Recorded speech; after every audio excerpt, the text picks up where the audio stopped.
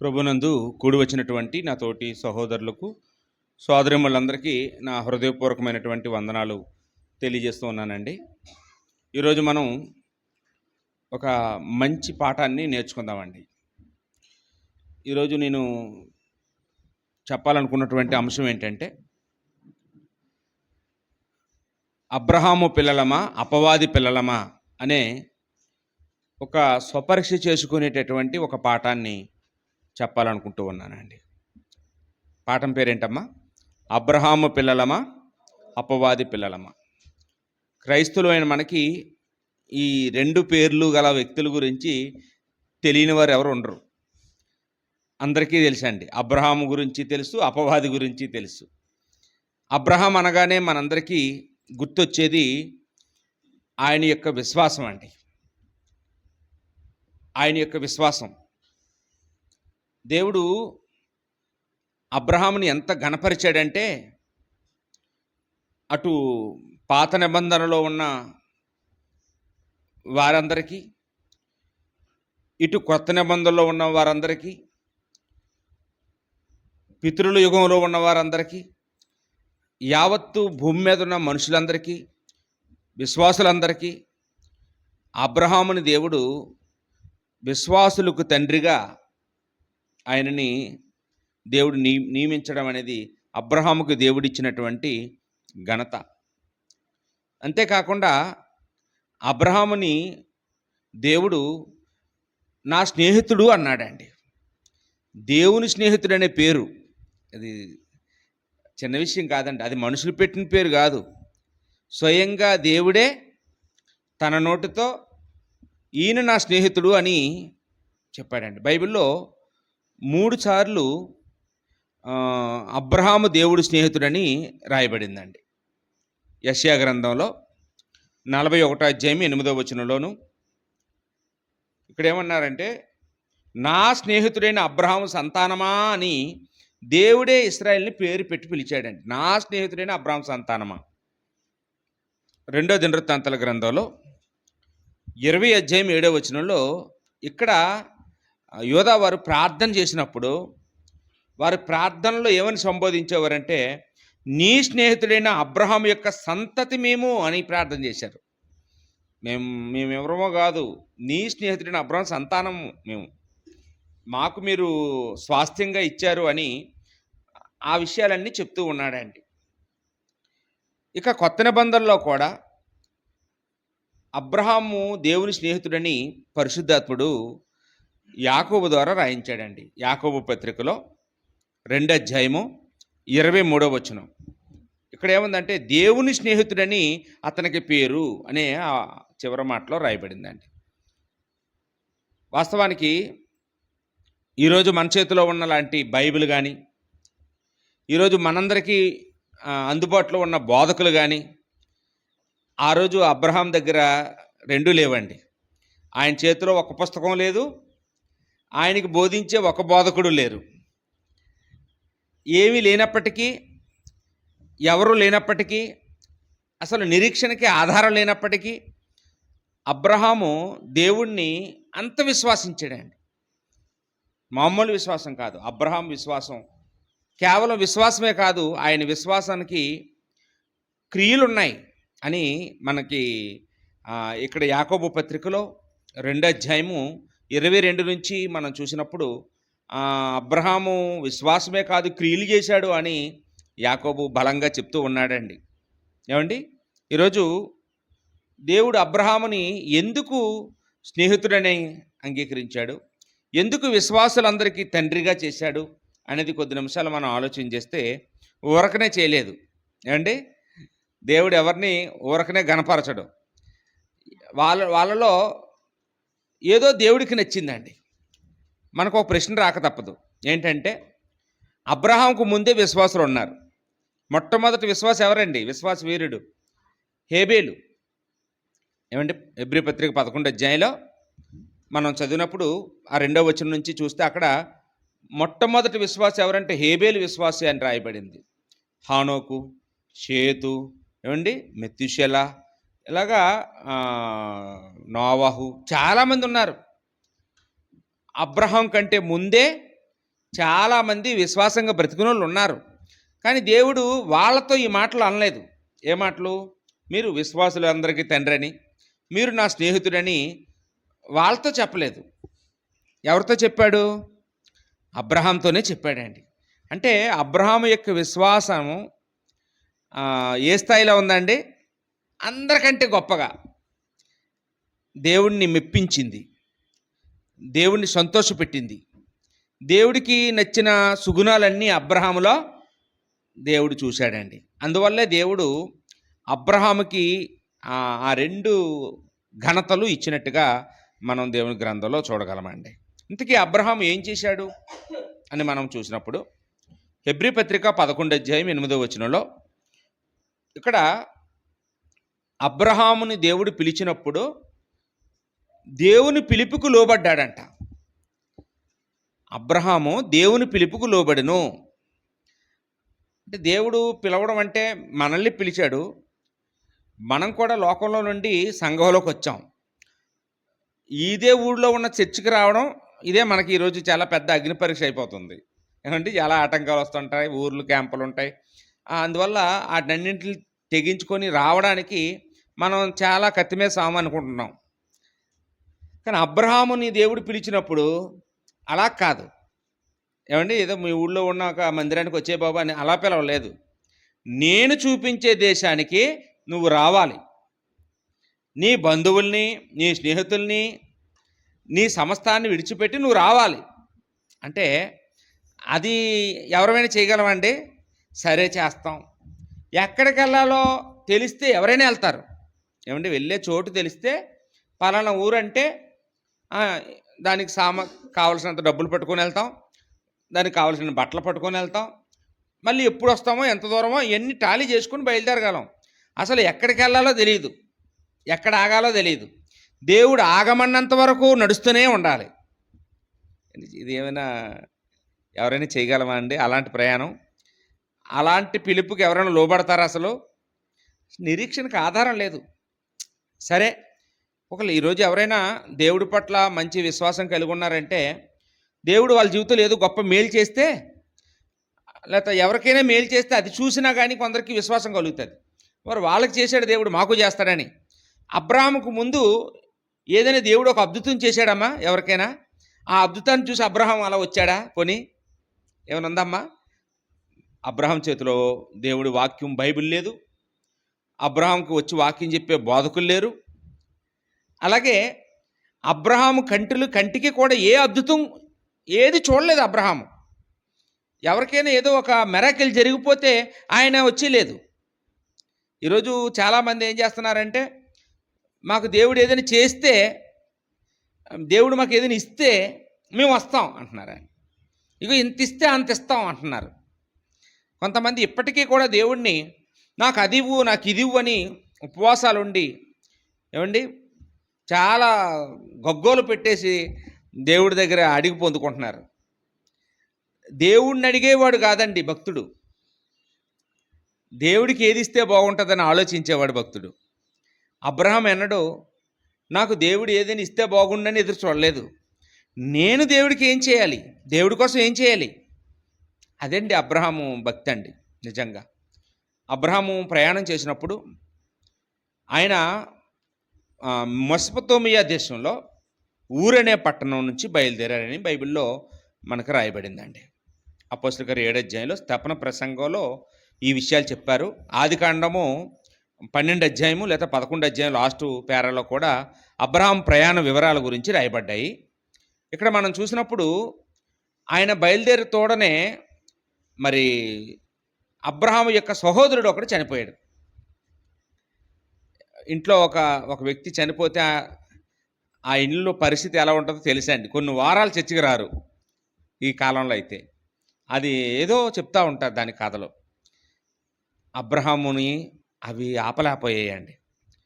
సగం దూరం వచ్చేసాడు. అంతవరకు తన తండ్రిని, తన తోడబుట్టిన మరో సహోదరుడిని తీసుకుని వచ్చేసాడు. అక్కడికి వచ్చేటప్పటికి ఈ హారాను అనే ప్రాంతానికి వచ్చేటప్పటికి అక్కడికి వచ్చి తండ్రి చనిపోయాడండి. తెరాహు చనిపోయాడు. ఏమంటే తండ్రి చనిపోతే ఎవరైనా ఇంకా కదలగలరా చెప్పండి? రెండో శవం. ఏంటో ఏదో ఆటంకాలు వస్తున్నాయి, ఇదేదో శకునం బాగోలేనట్టుంది, ఏంటి దేవుడు పిలిచాడని బయలుదేరుతుంటే ఒక్కొక్కరుగా మా ఇంట్లో వాళ్ళందరూ చనిపోతున్నారు, ఆహా ఇదేదో నష్టంలాగా ఉందని మనమైతే వెనక్కి వెళ్ళిపోతాం. మనం కొంతమంది ప్రతిదీ అలా ఆలోచిస్తుంటారు. ఈ ఇంట్లోకి వచ్చిన దగ్గర నుండి జరగలేదండి, ఇక్కడికి వచ్చిన దగ్గర నుండి కలిసి రాలేదండి అంటుంటారు కదమ్మా. మన ఇంటికే మనం అడుగుపెట్టిన ఇంటి గురించే మనం ఎన్నో ఆలోచించేస్తుంటాం. అబ్రహాంకి అలాంటి మూఢనమ్మకాలు లేవండి. దేవుడు పిలిచాడు, నేను వెళ్ళాలి, వీళ్ళెవరో శాశ్వతం కాదు, నా దేవుడే నాకు శాశ్వతం అనుకున్నాడు. ఏమండి, తండ్రి చనిపోయిన తర్వాత కూడా ఆయన ప్రయాణం ఆపకుండా దేవుడు ఆగమన్నంత వరకు వెళ్తూనే ఉన్నాడండి. అసలు అడ్రస్ తెలియదు, ఏమండి, ఏ ఊరు వెళ్ళాలో తెలియదు, ఎక్కడ ఆగాలో తెలియదు, అక్కడికి వెళ్ళాక ఏ పరిస్థితులు వస్తాయో తెలియదు. ఎవరండి అలాంటి ప్రయాణం చేయగలరు చెప్పండి? ఎవరు చేయలేరండి, ఎవరు చేయలేరు. అది అబ్రహాంకే ఆ ప్రత్యేకత అండి. నిజంగా అబ్రహాము జీవితంలో ఇంకొకటి ఉందండి. ఏంటంటే, నాకేంటి లాభం, వస్తే నాకేంటి లాభం అడిగాడు అబ్రహాం ఏమైనా? సరే వస్తాను ప్రభువా, నువ్వు చెప్పినట్టుగా ఆగకుండా ఏ ఊరు రమ్మంటే ఆ ఊరు వస్తాను, ఏ దేశం రమ్మంటే ఆ దేశం వస్తాను, నాకేంటి అడిగాడా? అబ్రహాం ఏది అడగలేదండి, దేవుడి దగ్గర నుంచి ఏం ఆశించలేదు. దేవుడు ఏదైనా ఇస్తానంటే తీసుకున్నాడు తప్ప నాకు ఇది కావాలని అబ్రహాం ఎన్నడూ అడగలేదండి దేవుణ్ణి. అది నిజంగా అబ్రహాము ఎంత నిస్వార్థపరుడో మనకి ఇక్కడ అర్థమవుతూ ఉందండి. అబ్రహాం ఎక్కడికి వెళ్ళినా ముందు ఆయన ఇల్లు కట్టుకునేవాడు కాదు, అసలు ఆయనకి ఇల్లే లేదండి, ఆయన గుడారంలోనే నివసించాడు. కానీ ఎక్కడికి వెళ్ళినా మొదట చేసిన పని ఏంటంటే, ఆ ప్రాంతంలో కొన్నాళ్ళు ఉండాల్సి వచ్చింది అనుకోండి, అక్కడ వెంటనే అర్జెంటుగా ముందు దేవుడికి బలిపీఠం కట్టేవాడు అంటండి. దేవుడికి బలర్పించడానికి ఒక రాతితో ఒక దిమ్మ చేసి అక్కడ తీసుకొచ్చి బలిచ్చేవాడు. ఏదో ఎక్కడో దగ్గరలే అన్నట్టుగా, ఏ రోడ్డు మీదో ఎక్కడో ఏ చెట్టు కిందో ఎక్కడో దగ్గర కాదు, ఒక ప్రత్యేకమైన స్థలం చూసుకొని, పరిశుద్ధమైన స్థలం చూసుకొని దాన్ని పవిత్రంగా కాపాడుకుంటూ ఆ ప్రదేశంలో దేవుడికి బలర్పించి ప్రార్థన చేసేవాడండి. ఏమండి, ఎంత ఎంత విశ్వాసం చూడండి.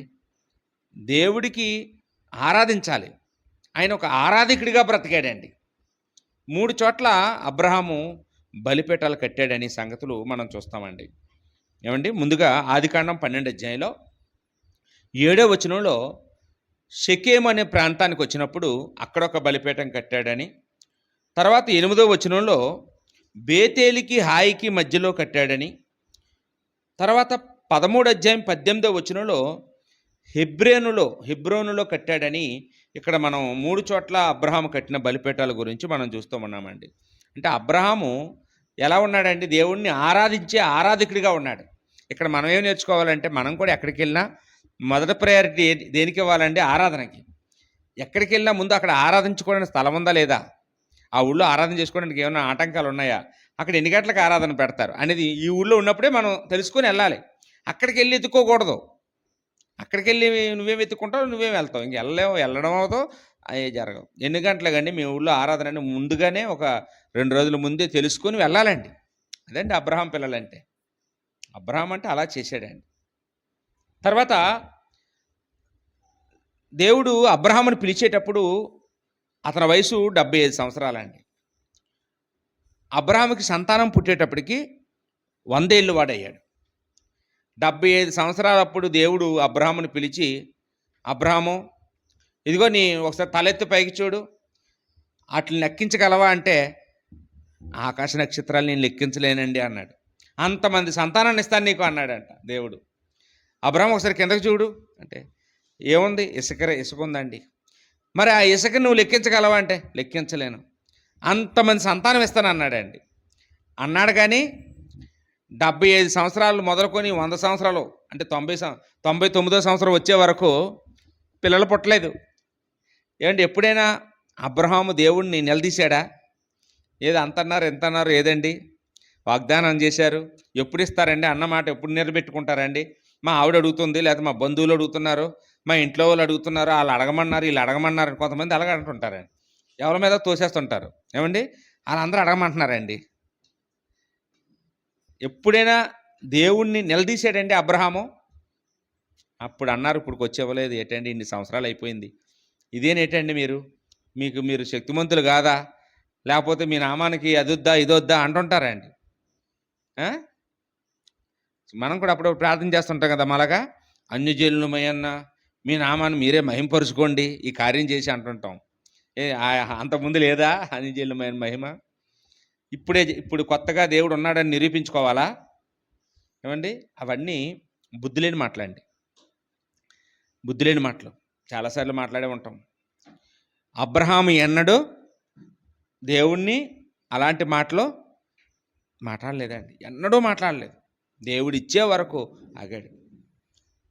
99 ఏట దేవుడు ప్రత్యక్షమై వచ్చే సంవత్సరం కల్లా నీ కుమారుడు పుడతాడని చెప్పినప్పుడు సారా నవ్విందంటండి. అంటే ఆవిడికి అర్థమైపోయింది ఏంటంటే, నాకు ఇప్పుడే 90 ఏళ్ళు దాటిపోయాయి, ఇంక నాకేం పిల్లలు అని ఆవిడికి నమ్మకం, ఆవిడకి అనుమానం వచ్చింది, సందేహం వచ్చింది. దాన్ని జోక్ అనుకుందాను, జోకులాగా అనిపించింది ఆవిడికి. దేవుడు ఆమెను క్షమించాడు ఆ సమయంలో. దేవుడు మాటలు చెప్పేటప్పుడు ఎవరు జోక్గా తీసుకోకూడదు, అది చాలా నేరం అండి. కానీ అబ్రహాము మాత్రం దేవుడిని అవమానించలేదు, దేవుడు మాటలు అపహాస్యంగా తీసుకోలేదు, చాలా సీరియస్గానే తీసుకున్నాడు. దేవుడు ఇస్తానంటే ఇస్తాడే, అంతేనండి. ఈరోజు ఎంతమంది కొంత చెప్పండి అలాంటి విశ్వాసం? ఏమండి, ఆదికాండం 15 అధ్యాయంలో మొదటి వచనం నుంచి మనం చదివేటప్పుడు అక్కడ రాయబడిందండి, నీ బహుమానమును అత్యధికము చేసేదను అని. బహుమానం అంటే ఏంటి? గర్భఫలమే యెహోవా ఇచ్చు బహుమానం. నీకు బహుమానం ఇస్తాను, ఆ బహుమానాన్ని అత్యధికం చేస్తాను అబ్రహాము అని దేవుడు పదే పదే ఎప్పుడు కనపడిన ఆ మాటలే చెప్తున్నాడు, ఎవడం కనపడలేదు.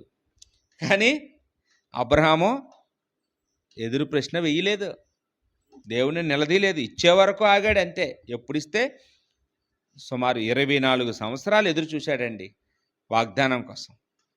ఇచ్చే వరకు ఎదురు చూశాడు అంతే. శోధించలేదు దేవుడిని బాధ పెట్టలేదు. ఇస్తావా, ఉన్నావా, ఉంటే కళ్ళు మూసుకున్నావా అని ఏమి అడగలేదు. ఇచ్చే వరకు మౌనంగా ఉన్నాడు అంతేనండి. అబ్రాహాంకు ఉండదా చెప్పండి, పిల్లలు ఎత్తుకోవాలని, ఆడుకోవాలని, ఏమండి, నాకు ఒక వంశం ఉండాలని? ఉంటుంది, బాధ ఉంటుంది. కానీ అబ్రహాము దేవుణ్ణి ఎప్పుడు కూడా బాధ పెట్టలేదండి. తన స్వార్థం కోసం దేవుడితో మాట్లాడలేదు. ఎప్పుడు దేవుడికి ఏం చేయాలనే ఆలోచన అండి. అది దేవుడికి బాగా నచ్చింది. సరే, ఇస్సాకు జన్మించిన తర్వాత ఇస్సాకు మీద బాగా ప్రేమ పెంచుకున్నాడు అబ్రహాము. సరే, మనం కూడా పిల్లలు పుట్టిన తర్వాత వాళ్ళతో కనెక్ట్ అయిపోతామండి. ఇంకా అలా చూడకపోతే ఉండలేము. ఎంత బేగ ఇంటికి వెళ్ళిపోవాలి, ఎంత బేగ నా పిల్లలతో ఆడుకోవాలి, నేను లేకపోతే నా అన్నం తిందండి అంటుంటారు కదండి, నేను లేకపోతే పడుకోదండి పాప అని. అంటే పిల్లలు తల్లిదండ్రులతో అంతలాగా ఎడిట్ అయిపోతారు. అప్పుడు వాళ్ళు వదిలేసి ఎక్కడికి వెళ్ళలేము, రాలేము. అలాంటి సిచ్యువేషన్ వచ్చే వరకు దేవుడు ఆగి అప్పుడు అబ్రహాముని మరలా పరీక్షించాడంట దేవుడు. ఇప్పుడు నీకు నేను కావాలా, నీ కొడుకు కావాలా తేల్చుకో, నీ కొడుకుని నీ చేత్తోనే నాకు దహనబలిగా అర్పించాలి అన్నాడు. అది ఏదో వెంటనే సులువైన చావు కాదు. 3 రోజులు ప్రయాణం అంత దూరం తీసుకురావాలి, నీ చేతులతో నువ్వే చంపి నాకు అర్పించాలి. అంటే ఎవరైనా అసలు మన కడుపు పుట్టిన పిల్లలకి మనం హాని చేయగలమా చెప్పండి?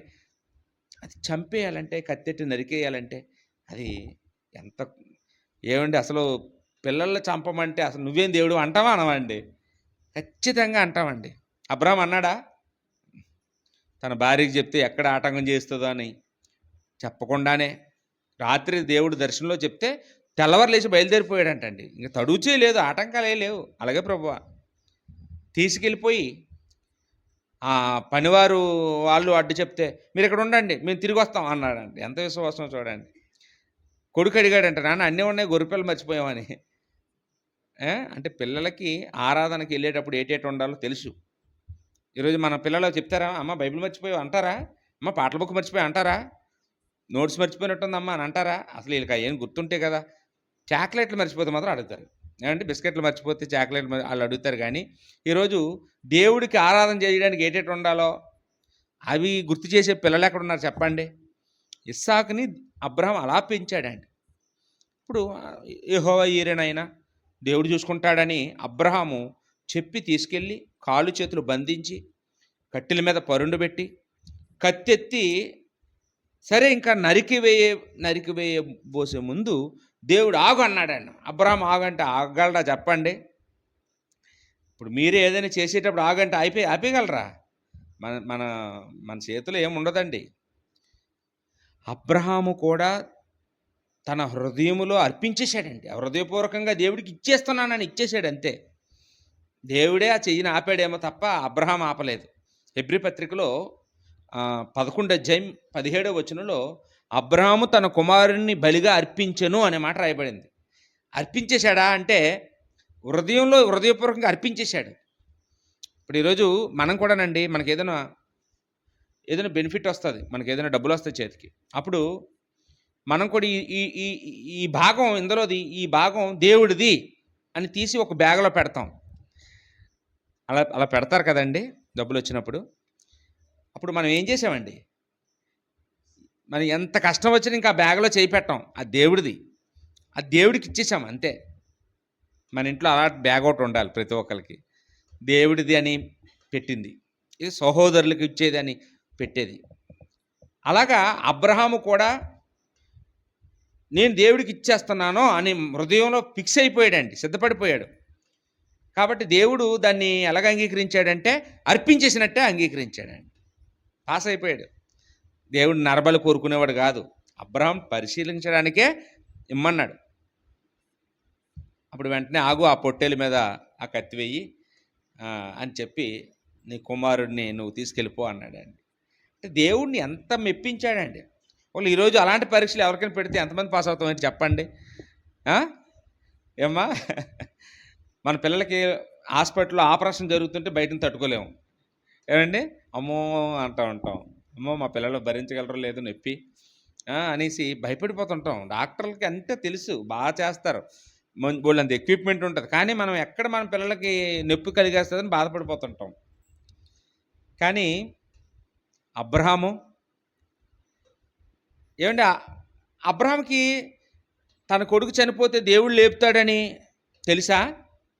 తెలుసు. ఎలా తెలుసు? ఇప్పుడు అంతకుముందు ఎవరినైనా దేవుడు చనిపోయిన వాళ్ళు బతికించాడా? అలాగా ఏమైనా చూశాడు అబ్రహాము? వాళ్ళ అబ్బాయిని అలాగే చనిపోతే దేవుడు బతికించాడండి, నేను చూశాను, లేకపోతే నేను చదివాను, కాబట్టి నా కొడుకుని బతికిస్తాడని అనుకున్నాడంటే అర్థం ఉంది. అంతకుముందేమైనా ఉందమ్మా అలాంటి చరిత్ర ఉందా? లేదండి. ఎన్నడూ చూడలేదు, ఎక్కడా వినలేదు, నిరీక్షణకు ఆధారం లేదు. అలాంటప్పుడు అబ్రహాము నమ్మాడండి. నా కొడుకుని బలిగా అర్పించేసిన మృతుల్లో నుండి నా కుమారుడిని మరలా తిరిగి లేపగలిగే శక్తిమంతుడు దేవుడని అబ్రహాము నమ్మినట్టుగా ఆదికాండము 22:2 నుంచి మనం చూస్తే అక్కడ కనపడుతుందండి. ఏమండి, అబ్రహాము ఎంత గొప్పవాడంటే అతిథి ప్రియుడండి. అబ్రహాము ఆతిథ్యం ఇచ్చేవాడు. ఎవరైనా తన ఇంటికి ఆకలితో వస్తే, భోజన వేళకు వస్తే అన్నం పెట్టకుండా పంపించడండి. ముందు మాట వచ్చిన వాళ్ళతో ఏం చెప్తాడండి, కొంచెం అలసట తీర్చుకోండి, కొంచెం భోజనం పెడతాను తినండి, మనస్ఫూర్తిగా. అలాంటి మంచి భావోద్రేకాలు ఉన్నవాడండి. ఏదో మాట వరుసకు అనేవాడు కాదు.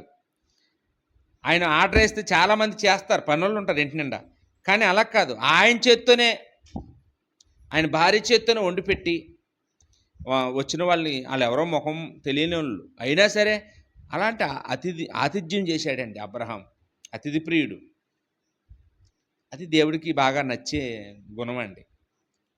అబ్రహాము ఈ భూమి మీద ఇల్లు కట్టుకోవాలి, ఇక్కడే స్థిరంగా ఉండాలి, ఇక్కడే నేను ఇంకో 4 అంతస్తులు కట్టాలని ఆశపడలేదండి.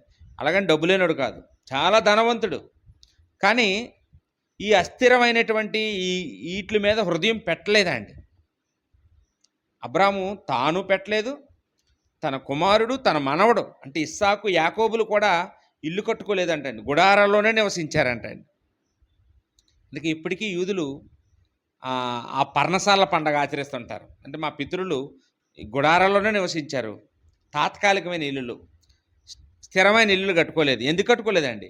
హెబ్రీ పత్రికలో ఉంటుంది, దేవుడు దేనికి శిల్పియో నిర్మాణకుడై ఉన్నాడో ఆ పునాదులు గల పట్టణం వైపే ఎప్పుడు ఆలోచన, ఎప్పుడు పరలోకం వెళ్ళిపోతానా, ఎప్పుడు ఆ గృహంలోకి వెళ్తానా అని. అంటే అబ్రహాముకి పరలోకంలో ఉన్న దేవుడు కట్టిన ఇల్లు మీదే ఉంది మనసు, కానీ ఈ భూమి మీద తాను కట్టుకోబోయే ఇల్లుల మీద లేదండి. ఇల్లు కట్టుకోవద్దని కాదు, ఏమండి, ఆ ఇంటి మీద మనం మనసు పెట్టేయకూడదు, దేవుడి మీదే మనసు పెట్టాలి. ఆదివారం నాడు స్లాబ్ వేసుకున్నాం అనుకోండి, ఉదాహరణకి మనం చర్చికి రాము. ఎందుకంటే ఆదివారం దేవుడి స్థానాన్ని దానికి ఇస్తున్నాం, మన హృదయంలో అదే ఉంది కాబట్టి. దేవుడి స్థానాన్ని దేనికి ఇవ్వలేదండి అబ్రహాము. దేవుడి స్థానం దేవుడికి ఇచ్చాడు, దేవుడి తర్వాతే ఏదైనా. ఏమండి, మనం చూడండి ఎంత కంట్రోల్ చేసుకోలేని పరిస్థితిలో ఉన్నామో అర్థమైపోతుందండి. కానీ అబ్రహాము అందుకేనండి దేవుడికి నచ్చాడు, అందుకే నచ్చాడు. ఏమండి, ఇంకా మనం చూస్తే ఆదికాండం 18వ అధ్యాయంలో 19వ వచనంలో ఇలా రాయబడిందండి. దేవుడు సాక్ష్యం ఇస్తున్నాడు అబ్రహాం గురించి. ఏమనంటే, ఈ అబ్రహాము తన పిల్లల్ని కూడా నీతి న్యాయాలతో పెంచుతాడు అని. పిల్లల్ని కూడా ఎలా పెంచుతాడమ్మా? నీతి న్యాయాలతో. అంటే ఇప్పుడు ఈరోజు చాలామంది ఎలా ఉన్నామంటే, నేను భక్తిగానే ఉంటాను, నా కొడుకు సంగతి నన్ను అడక్కండి అన్నట్టు ఉన్నామండి. నా భార్య గురించి నన్ను అడక్కండి, నా కోడల గురించి నన్ను అసలు అడక్కండి, ఇంకా నా మనవడు అంటారా నాకేం తెలుసండి అంటామండి. ఏమో వాళ్ళు ఎలా ఉంటారో, వాళ్ళు ఏమైపోతారో నాకేం సంబంధం, నేను మాత్రం చర్చికి వచ్చేస్తానండి, నేను మాత్రం విశ్వాసంగా బతుకుతానండి అంటున్నామండి. కానీ అబ్రహాం గురించి దేవుడు ఎలా స్టేట్మెంట్ ఇస్తున్నాడంటే, ఈ అబ్రహాంకి ఇంకా పిల్లలు లేరు, ఒకవేళ నేను కానీ ఇతనికి పిల్లలు ఇస్తే ఇతను తన తర్వాత తన పిల్లలకు, తన పిల్లలకి కూడా నీతి న్యాయాలు నేర్పించ సమర్థుడు అని దేవుడు సాక్ష్యం ఇచ్చాడండి అబ్రహాం గురించి. ఏమండి, అసలు ఏంటండి ఆ దేవుడికి నమ్మకం అబ్రహాం మీద? మనం పిల్లలు పుడితే బాగా చదివించేస్తాను, ఇంజనీరింగ్ చేసేస్తాను, డాక్టర్ని చేసేస్తాను, కలెక్టర్ని చేసేస్తానని ఇలాంటి కలలు కంటుంటాం. అబ్రహాము దేవుని కుమారుడిగా పెంచుతాను, దేవుడికి ఉపయోగపడేవాడిగా పెంచుతాను, దేవుని సేవకు ఉపయోగపడేలా చేస్తాను, నీతిగా బ్రతికేవాడిగా పెంచుతాను, న్యాయంగా బ్రతికేవాడిలా పెంచుతాను అయ్యండి ఆయన ఆశయాలు. పిల్లలు ఇస్తే అలా చేస్తాను, ఇలా చేస్తానని అవన్నీ దేవుడు అబ్రహాము హృదయంలో ఏ కోరికలు ఉన్నాయో ఆయన తెలుసు కదండి. హృదయ అంతరంగాలు ఎరిగిన దేవుడు ముందే చెప్పాడండి. అబ్రహాం చెప్పడమే కాదు, అబ్రహాం అలాగే పెంచాడు. ఇస్సాకు ఎలా బ్రతికాడండి? అబ్రహాంలాగే బ్రతికాడండి. యాకోబు ఎలా బ్రతికాడండి? అబ్రహాంలాగే బ్రతికాడండి. అంటే వాళ్ళ ముగ్గురు మీద కూడా ఎవరి ప్రభావం ఉందండి? అబ్రహాము ప్రభావం ఉంది. అబ్రహాం ఇస్సాకుని పెంచాడు, యాకోబుని కూడా 15 సంవత్సరాలు పెంచాడంట. అంటే మనవడిని కూడా చూశాడండి. అంత దీర్ఘాయుషు దేవుడు అబ్రహాంకి ఇచ్చినట్టుగా మనం చూస్తూ ఉన్నామండి. అంతేకాకుండా ఇంకా దేవుడికి నచ్చిన గుణం ఏంటంటే అబ్రహాంలో ఆదికాండం 13వ అధ్యాయంలో 8వ వచనంలో చూస్తే ఇక్కడ అబ్రహాము పశువుల కాపర్లకి, లోతు పశువుల కాపర్లకి కలహం వచ్చిందండి. ఎందుకంటే బాగా వాళ్ళ ఆస్తి పెరిగిపోయింది. అప్పుడు పశువుల కాపర్ల మధ్యన కలహాలు వచ్చాయండి. కలహాలు వచ్చినప్పుడు అబ్రహాం దాకా ఆ విషయం తెలిసింది. ఏంటి మీ వాడు మా వాడిని కొట్టాడంట, మీ వాళ్ళు మా వాళ్ళని అడ్డారంట అని. ఏం చేస్తారంటే ఈ రోజుల్లోనైతే అన్నదమ్ములైనా సరే దెబ్బలాడుకుంటారు వాళ్ళ వల్ల. మా వాడు తప్పే ఉంది చెప్పు, కూర్చోండి పంచాయతీకి రండి మాట్లాడుకుందాం అంటారు ఎక్కువ మాట్లాడితే. అబ్రహాము వద్దొద్దు, మనం బంధువులం, మన మధ్యన కలహాలు రాకూడదు. ఈరోజు వాళ్ళకొచ్చే రేపు వాళ్ళ వల్ల మనకు వస్తాయి. కాబట్టి ఇంకా మనం ఉమ్మడిగా ఉండి ఇలాగా కలహాలు ఆడుకోవడం దేవునికి మహిమ కాదు. కాబట్టి మనం సమాధానంగా ఉన్నప్పుడే విడిపోదాం అన్నాడు. ఇప్పుడు ఈరోజు ఎవరైనా ఎవరి నోటితో నేను విడిపోదాం అన్నారంటే వాళ్ళకి ఏదో స్వార్థం ఉంటుంది కదండి, వాళ్ళకి ఏదో అవసరమై ఉంటుంది, అర్జెంటుగా డబ్బులు అవసరమై ఉంటుంది, ఆ ఆస్తి అమ్ముకోవడానికో దేనికో. కానీ అబ్రహాం ఎంత నిస్వార్థంగా మాట్లాడాడు తెలుసా అండి? ఇగో నాయనా, ఇగో ఈ ఆస్తి అంతా నీ ముందు పెడుతున్నాను, నువ్వు కుడికి వెళ్ళిపోతే నేను ఎడంకి వెళ్ళిపోతాను, లేకపోతే నువ్వు ఎడంకి వెళ్ళిపోతే నేను కుడికి వెళ్ళిపోతాను, నీ ఛాన్స్ నీదే, నీకు ఎటు కావాలో చూసుకో అన్నాడు ఆయన. అప్పుడు లోతేమో సొదొమ గుమ్మర్ర పట్టణాల వైపు ఎంచుకున్నాడండి. అది ఎలా ఉందంట? యెహోవా తోటలా ఉందంటండి. ఆ మంచి సిటీ వ్యాపార రంగంగా అభివృద్ధి పొందింది. ఏమండి, వ్యవసాయంకి కూడా బాగా డెవలప్ అయిపోయిన ఏరియా. మంచిది అతను ఎంచేసుకుంటే ఇంకేముంటుందండి, చెడ్డదే ఉంటుంది. అదే కావాలి. ఈరోజు ఎంతమంది అలా భాగాలు చేయగలరు చెప్పండి? ఏమండి? లేదు ఇదేమో ఏమైనా అన్నాడండి అబ్రహాము? అసలు పెద్దోడు ఎంచుకోవాలా, చిన్నోడు ఎంచుకోవాలా ముందు? ఏరా మీ మీ ఇద్దరు అన్నదమ్ములు వచ్చారా? తమ్ముడికి ఇస్తావా ఛాన్స్, నువ్వు ఎంచుకుంటావా? తమ్ముడికి ఇస్తావా? అయితే నువ్వు పాస్ అయిపోయావు. మీ ఇంట్లో నాన్న ఏదైనా ఎంచుకుంటే నువ్వు ఛాన్స్ నువ్వు తీసుకుంటావా, ఆయన తీసుకుంటాడా? అబ్బా మీరు ఏట్రా ఇంత మంచి వాళ్ళు. నిజంగానమ్మా? నిజంగానా? డామినేషనా లేకపోతే ప్రేమతోనా? చిన్నోళ్ళు డామినేషన్ చేస్తుంటారు చాలా చోట్ల. ఏంటి పెద్దోళ్ళు బోకరించేసి చిన్నోళ్ళు నాకు కావాలి నీ ముందు నేను ఎంచుకుంటాను అంటుంటారు. అక్కడ అది లేదండి. లోతు ఏం అడగలేదు. అబ్రహామే ప్రేమతో నువ్వు నాకని చిన్నవాడు నాయనా, అయినా సరే నీకే ఇస్తున్నాను, నువ్వు ఏది మిగిలిస్తే అది తీసుకుంటాను, ఎంత మిగిలిస్తే అంత తీసుకుంటాను, నీకు నచ్చినంత నువ్వు తీసుకెళ్ళిపో అని అలా పంచాడండి భాగం. ఏమైనా అబ్రహాం నష్టపోయాడమ్మా? అబ్రహాం ఏమైనా నష్టపోయాడా? పోనీ ఎక్కువ పట్టుకెళ్ళిపోయిన లోతు ఏమైనా బాగుపడ్డా? కట్టుబట్టలతో ఊరు దాటిపోవాల్సి వచ్చిందండి ఒక రోజున. అన్నీ పోయి లోతుకి. అబ్రహాము గొప్పగా ఆశీర్వదించబడ్డాడండి. అంటే ఎప్పుడు కూడానండి మనం నీతిగా న్యాయంగా మనం జీవిస్తే అది కొంచెమైనా దేవుడు అభివృద్ధి పరుస్తాడు. ఒకవేళ అన్యాయంగా మనం ఏదైనా తీసుకుంటే అది మనకు ఉండదండి. కానీ దేవుడి దృష్టిలో మాత్రం అబ్రహాము ఒక కలహాలు కోరుకోకుండా సమాధానం కోరుకునేటటువంటి వ్యక్తిగా కనపడ్డాడు. అందుకే అబ్రహాముని దేవుడు అంతగా హెచ్చించాడండి. విశ్వాసులకు తండ్రి అన్నాడు, నా స్నేహితుడని అన్నాడండి.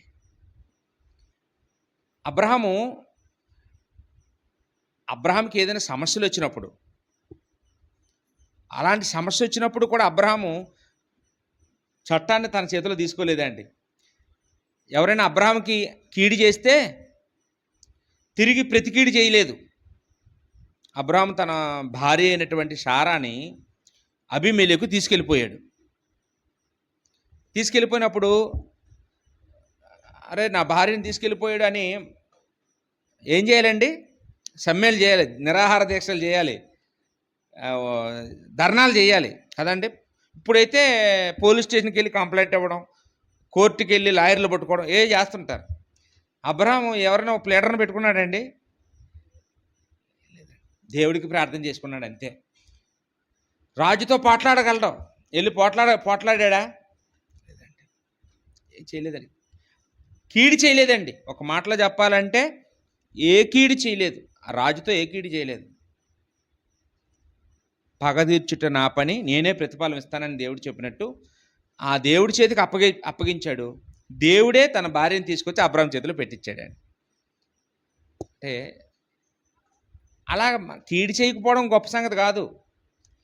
కీడు చేసినోడికి కూడా కీడు చేయకుండా ఉండగలగడం అదే అండి అబ్రహాం అంటే. అంతకంటే అన్యాయం ఏముంటుంది చెప్పండి? అన్యాయాన్ని సహించాడా? తిరిగి అన్యాయం చేశాడు అబ్రహాము? సహించాడు. అందుకే దేవుడు నచ్చాడండి. ఈరోజు మనకు ఎవరైనా అన్యాయం చేస్తే ఇంకేమైనా ఉందా? అసలు మేలు చేసినోడికే కీడు చేస్తున్నాం, ఏమంటే ఉపకారం చేసినోడికి అపకారం చేస్తున్నాం. ఇంకా అన్యాయం చేసినోడిని ఎక్కడ వదిలేస్తాం చెప్పండి? మనం శత్రుశేషం రుణశేషం ఉండకూడదు. వాడు అంతు చూసేయాలని కొంతమంది ఏం చేస్తారు, ఫ్యాక్షనిస్టులలో కొడుక్కి చెప్పి చచ్చిపోతారు, ఒరే ఆయన్ని మాత్రం చూసుకోరా నువ్వు అని, ఆయన్ని మాత్రం బతకనివ్వద్దురా అని. అబ్రహాంకి అలాంటి ద్వేషం ఉందా అండి? ద్వేషం లేదు. ఎవరి మీద ద్వేషం లేదు. వాళ్ళు తెలియక చేశారు అనుకున్నాడు అంతేనండి. వాళ్ళ కోసం ప్రార్థన చేశాడు. అందుకేనండి అబ్రహాము అంటే దేవుడికి అంత ఇష్టం. అబ్రహాము ఒక యుద్ధంలో గెలిచాడండి. సొదొమ గొమొర్రా పట్టణాన్ని ఒక 4 రాజులు తీసుకెళ్ళిపోయినప్పుడు వాళ్ళతో యుద్ధం చేసి 5 రాజులు కాపాడాడు. ఈ 5 రాజులు వచ్చి అబ్రహాం దగ్గరికి వచ్చి, అయ్యా చాలా థ్యాంక్స్ అండి, మీ వాడు మా ప్రాంతంలో ఉండబట్టి మీరు మా కోసం వచ్చారు, మీ వాడితో పాటు మమ్మల్ని బ్రతికించారు, ఇప్పుడు మా ఆస్తి మాకు రావడమే కాకుండా మా భార్య పిల్లలు మాకు రావడమే కాకుండా మా శత్రువుల ఆస్తి కూడా ఇప్పుడు కొల్లగొట్టి మేము తెచ్చుకున్నాం. అయితే వాళ్ళలాగా మేమందరం మీకు దాసులమే ఇప్పుడు. కానీ మీరు అలా చేయొద్దు. మీరు ఒక పని చేయండి, మా భార్యల్ని మా పిల్లల్ని మాకు ఇచ్చేసి మా ఆస్తిని వాళ్ళ ఆస్తిని కూడా మీరే పట్టుకోండి అన్నారండి. యుద్ధనీతి ఏంటంటే ఎవరు గెలిస్తే వాళ్ళు ఆస్తిని మనుషుల్ని తీసుకుపోవాలి. ఇప్పుడు అబ్రహామే రాజు, ఎందుకంటే అక్కడ 4 రాజులు ఓడించాడు, 5 రాజులు కాపాడాడు. అంటే ఇప్పుడు మొత్తం 90 రాజులు. ఈ 90 రాజులు ఎవరి కింద బానిసలు? అబ్రహాం కింద బానిసలు. వాళ్ళ ఆస్తిపాస్తులు అబ్రహామువే. కానీ అబ్రహాము ఏమన్నాడంటే, చెప్పులు వారైనా నాకొద్దు, రేపొద్దున్న మీ వల్ల నేను ధనవంతున్నయ్యానని మీరు చెప్పుకోకూడదు, కాబట్టి నాకు అలాంటి ధనమొద్దు అని ఒక పని చేయండి, ఆ ధనంలో దశంభాగం తీయండి, దశంభాగం తీస్తే నేను దేవుని సేవకుడికి ఇస్తానన్నారటండి. అక్కడ షాలేము రాజు అనేటటువంటి మెల్కీషెదెకు అనే పేరు ఉన్నటువంటి, షాలేము రాజు అనే పేరు ఉన్నటువంటి యాజకుడు, ప్రధాన యాజకుడు. అంటే ఆయన లేవి గోత్రం, అప్పటికి ఇంకా లేవీలు లేరు, ఎవరో లేరు. లేవి ఎక్కడున్నారండి అప్పటికి? అబ్రహాం గర్భంలో ఉన్నాడండి రాయబడింది.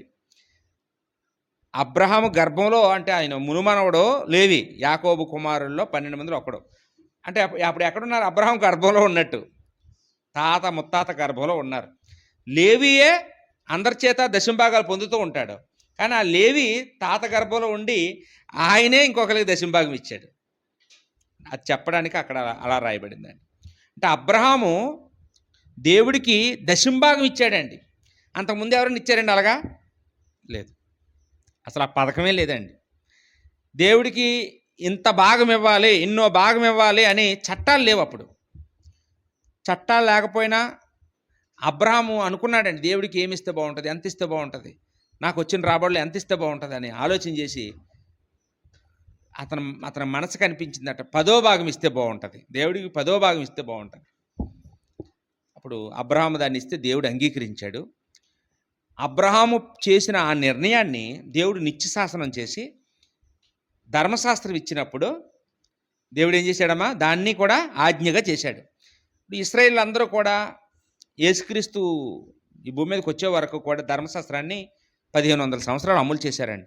ఈ 1500 సంవత్సరాలు వాళ్ళు సోపులోను జీలకర్రలోను కూడా దశంభాగం ఇచ్చేవారండి. అంటే ఈ ఐడియా ఎవరిదండి? ఇప్పుడు మనకి వైఎస్ రాజశేఖర రెడ్డి గారు ఆరోగ్యశ్రీ పథకం పెట్టారండి. పెట్టిన ఆయన చనిపోయాడు. ఆయన తర్వాత వచ్చిన పార్టీ దాన్ని అమలు చేసిందా? చేసింది కాంగ్రెస్. తర్వాత వచ్చిన వైఎస్ఆర్సీపీ అమలు చేసిందా? ఇప్పుడు ఉన్న టీడీపీ అమలు చేస్తుందా? చేస్తుంది. పక్కన ఉన్న తెలంగాణలో దాన్ని అమలు చేస్తున్నారా? చేస్తున్నారు. అంటే ఒక్కొక్కరు చేసిన దాన్ని నిత్యశాసనం అయిపోతుందండి. అది అందరికీ నచ్చుతుంది, అందరూ చేస్తారు. అబ్రహాము ఇచ్చినటువంటి ఆ దశంభాగం ఇప్పటికీ మీరు అందరు ఇస్తున్నారు. ఏమండి, ఇస్తున్నారా లేదా అండి? మీరు ఇవ్వలేదేమో, కానీ చాలామంది ఇస్తున్నారు లోకంలో. ఇప్పటికీ ఇస్తున్నారండి. ఎందువల్ల ఇస్తున్నారండి? మేము అబ్రహాం పిల్లలం, అబ్రహాం చేసినట్టు మేము చేస్తాం అన్నోళ్ళు చేస్తున్నారండి. మేము అబ్రహాం పిల్లలం కాదు, అపవాది పిల్లలం అనుకున్న వాళ్ళు అబ్రహాం చేసినవి మేమేంది చేయాలండి అని చేయరండి. దశంభాగం అనేది ధర్మశాస్త్రానికి సంబంధించింది కాదు. ఇప్పుడు చాలామంది ఆర్గ్యూ ఏంటంటే, ధర్మశాస్త్రం కొట్టివేయబడింది కాబట్టి ఇప్పుడు మనం ఇవ్వక్కర్లేదు అనుకుంటుంటారు. ధర్మశాస్త్రం లేనప్పుడే అబ్రహాం ఇచ్చాడు, మరి అది ఎలా కొట్టేస్తారు? అర్థమైందండి? జీవనియమం అబ్రహాం చేసింది జీవనియమం, ఇశ్రాయేలు ఇచ్చింది ధర్మశాస్త్రం. ధర్మశాస్త్రం కొట్టివేయబడింది కానీ జీవనియమం కొట్టివేయబడలేదు. ఇప్పుడు మనం జీవనియమాలు అనుసరించే వాళ్ళం. ఏమండి, దేవుడికి ఇప్పుడు మనం ఎన్నో భాగం ఇవ్వాలంటే ఖచ్చితంగా ఈ భాగం అని చెప్పడానికి లేదండి. పేద విధవరాలు ఎన్నో భాగం ఇచ్చింది, ఉన్నదంతా ఇచ్చింది. ఏమండి, అలాగండి. అంటే దేవుడికి ఎంత ఇవ్వాలంటే సమృద్ధిగా ఇవ్వాలి. ఇప్పుడు నువ్వు వర్ధిల్ని కొలిది ఇవ్వాలి, ఎంత అని ఫిక్స్ లేదు. ఈ వారం ఎంత ఇచ్చాను కూడా వచ్చే వారం ఎంత ఇస్తాను అది లేదు. నువ్వు ఎంత దేవుడు నీకు కలగజేస్తుంటాడో అంతకు తగ్గ ఇవ్వాలి, ఇస్తూనే ఉండాలి. మనం పెంచుకుంటూ పోవాలి తప్ప ఈ ఒక ఫిగర్ ఇంతే, నేను చచ్చే వరకు ఈ 100 ఇస్తాను, ఈ 50 ఇస్తాను, ఈ 10 రూపాయలు ఇచ్చేవాళ్ళు 10 రూపాయల దగ్గర ఉండిపో, అలా కాదు. ఈరోజు మనం ఎలా ఉండాలండి? వర్ధిల్ని కొలిది, నీ హృదయంలో దేవుడు ఆలోచన కలుగు చేసిన కొలిది ఇవ్వమన్నాడు ఆయన, నీ హృదయంలో నిశ్చయించుకున్న ప్రకారం. కాబట్టి మనం అబ్రహాము పిల్లలుగా మనం ఉండడానికి ఇవన్నీ మనం చెప్పుకుంటూ ఉన్నామండి. ఏమండి, వాస్తవానికి ఈ ఈ మెల్కీషెదెకు లేకపోతే షాలేము రాజు అనే పేరు కలిగినటువంటి ఈ ప్రధాన యాజకుడు ఎవరు ఎవరు అంటే ఆయన ఎవరో కాదండి, ఆయనే యేసుక్రీస్తు. ఎవరమ్మా? యేసుక్రీస్తువు పురాతన కాలం మొదలుకొని శాశ్వత కాలం వరకు ఆయన ప్రత్యక్షమవుతూ వచ్చాడని మీకా గ్రంథంలో రాయబడింది. అంటే యేసుక్రీస్తు వారు అన్ని కాలాల్లోనూ ఉన్నారా? నోవాహు కాలంలోనూ కూడా వచ్చి ఆత్మరూపిగా వచ్చి సువార్త చేశారు. అనేక సందర్భాల్లో ఇశ్రాయేలును వెంబడించిన బండగా క్రీస్తు ఉన్నారు. కాబట్టి యేసుక్రీస్తు వారు అన్ని కాలాల్లోనూ ఉన్నారు. యేసుక్రీస్తు వచ్చి చెప్పే వరకు ఆ విషయం ఎవరికి తెలియదండి. యేసుక్రీస్తు వారు స్వయంగా మాట్లాడుతూ యోహాను సువార్త 8వ అధ్యాయంలో 56వ వచనంలో మనం చూసినప్పుడు, యోహాను సువార్త 8వ అధ్యాయం 56వ వచనంలో ఈయనట దేవుడికి ప్రార్థన చేసేవాడంట. అయ్యా నిన్ను చూడాలి, ఒకసారి నాకు కనిపించవా అని. అప్పుడు దేవుడు ఏం చేశాడంటే తన కుమారుడిని పంపించి, ఏమండి, ఆయన దినాలు చూడాలనుకునేవాడంట. యేసుక్రీస్తు దినాలని అబ్రాహాము చూడాలనుకున్నాడంట. చదువుతాం ఒకసారి యోహాను సువార్త 8వ అధ్యాయము 56వ వచనం. మీ తండ్రి అయిన అబ్రహాము నా దినము చూతునని మిగులు ఆనందించెను. ఈ మాటలు ఎవరు చెప్తున్నారు? యేసుప్రభు చెప్తున్నారు. ఎవరికి చెప్తున్నారు? యూదులతో చెప్తున్నారు. మీ తండ్రి అంటే వాళ్ళు అనుకుంటున్నారు మా తండ్రి అబ్రహాము అని. అందుకని యేసుప్రభు ఏమంటున్నారు? మీ తండ్రి అయిన అబ్రహాము నా దినమును చూతునని మిగులు ఆనందించును, అది చూసి సంతోషించును. చూశాడా? మరి నా దినాలు చూడాలని కోరుకున్నాడు. చూసి సంతోషించాడా? చూసి సంతోషించాడు. ఎప్పుడు చూశారు? ఎవరిని చూశారు? ఏమండి, మెల్కీషెదెకు అనే యాజకుడిని. అంటే ఆయన తల్లిదండ్రులు ఎవరో తెలియదు, ఏ గోత్రమో తెలియదు, ఆయన ఎలా పుట్టాడో తెలియదు. అలాంటి వ్యక్తి అండి అబీమెలెకు. ఎవరండి ఆయన పేరు? మెల్కీషెదెకు. క్షమించండి, మెల్కీషెదెకు. షాలేము రాజు. షాలేము రాజు రూపంలో యేసుక్రీస్తుని అబ్రహాం చూశాడా? ఆనందించాడా? ఆశపడే ప్రాణాన్ని దేవుడు తృప్తిపరుస్తాడు. ఆ కోణంలో ఆయన చూడగానే అబ్రహాం ఏం చేశాడండి? దేవుడికి నేను ఇంత ఇవ్వాలని వెంటనే ఇచ్చాడండి. ఇప్పుడు అబ్రహామును ఆయన ఆశీర్వదించినట్టుగా మనం చూస్తూ ఉన్నామండి. దేవుడు అబ్రహామును మాత్రమే కాదండి, అబ్రహాముకున్న విశ్వాసాన్ని బట్టి, అబ్రహాముకున్న క్రియలు బట్టి దేవుడు అబ్రహాంతో ఒక వాగ్దానం చేశాడంటండి. ఏంటా వాగ్దానం అంటే, ఇదిగో నీ పిల్లలకి తరతరాలకి కూడా యుగాంతం వరకు కూడా నేను కనికరిస్తాను అని వాగ్దానం చేశాడంటండి. లూకాసు వార్త 1వ అధ్యాయము 54వ వచనంలో ఆ విషయాన్ని రాయించాడండి దేవుడు. లూకాసు వార్త 1:54లో దేవుడు ఏమని వాగ్దానం చేశాడంట అబ్రహాముతో? అబ్రహామునకు అతని సంతానమునకు యుగాంతం వరకు తన కనికరము చూప జ్ఞాపకం చేసుకుందునని ఏమండి వాగ్దానం చేశాడండి దేవుడు.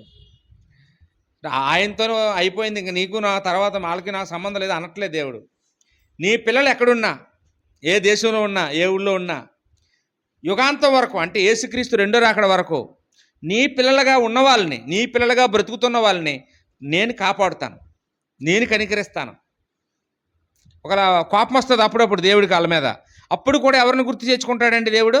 అరే అబ్రహాం గారికి పిల్లలు కదా, అబ్రహాం పిల్లలు కదా, నేను కోపాన్ని ఆపుకోవాలి, వీళ్ళకి మేలు చేయాలి, సాయం చేయాలి, ఎందుకంటే వీళ్ళ తండ్రి అబ్రహాం, వీళ్ళు అబ్రహాం పిల్లలు అని దేవుడు ఎప్పటికప్పుడు తన కోపాన్ని అణుచుకుంటూ ఆ అబ్రహాం పిల్లలకి మేలు చేస్తూ వచ్చాడండి.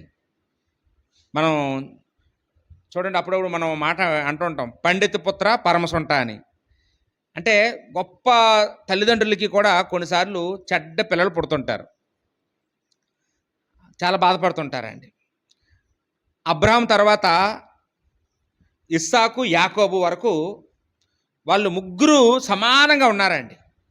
కానీ యాకోబుకి మాత్రం 12 మంది పిల్లలు, అందులో యోసేపు ఒక్కడు మినహాయిస్తే తక్కిన వారంతా కూడా అబ్రహాము పిల్లలు అనిపించుకోవడానికి యోగ్యులు కాదండి.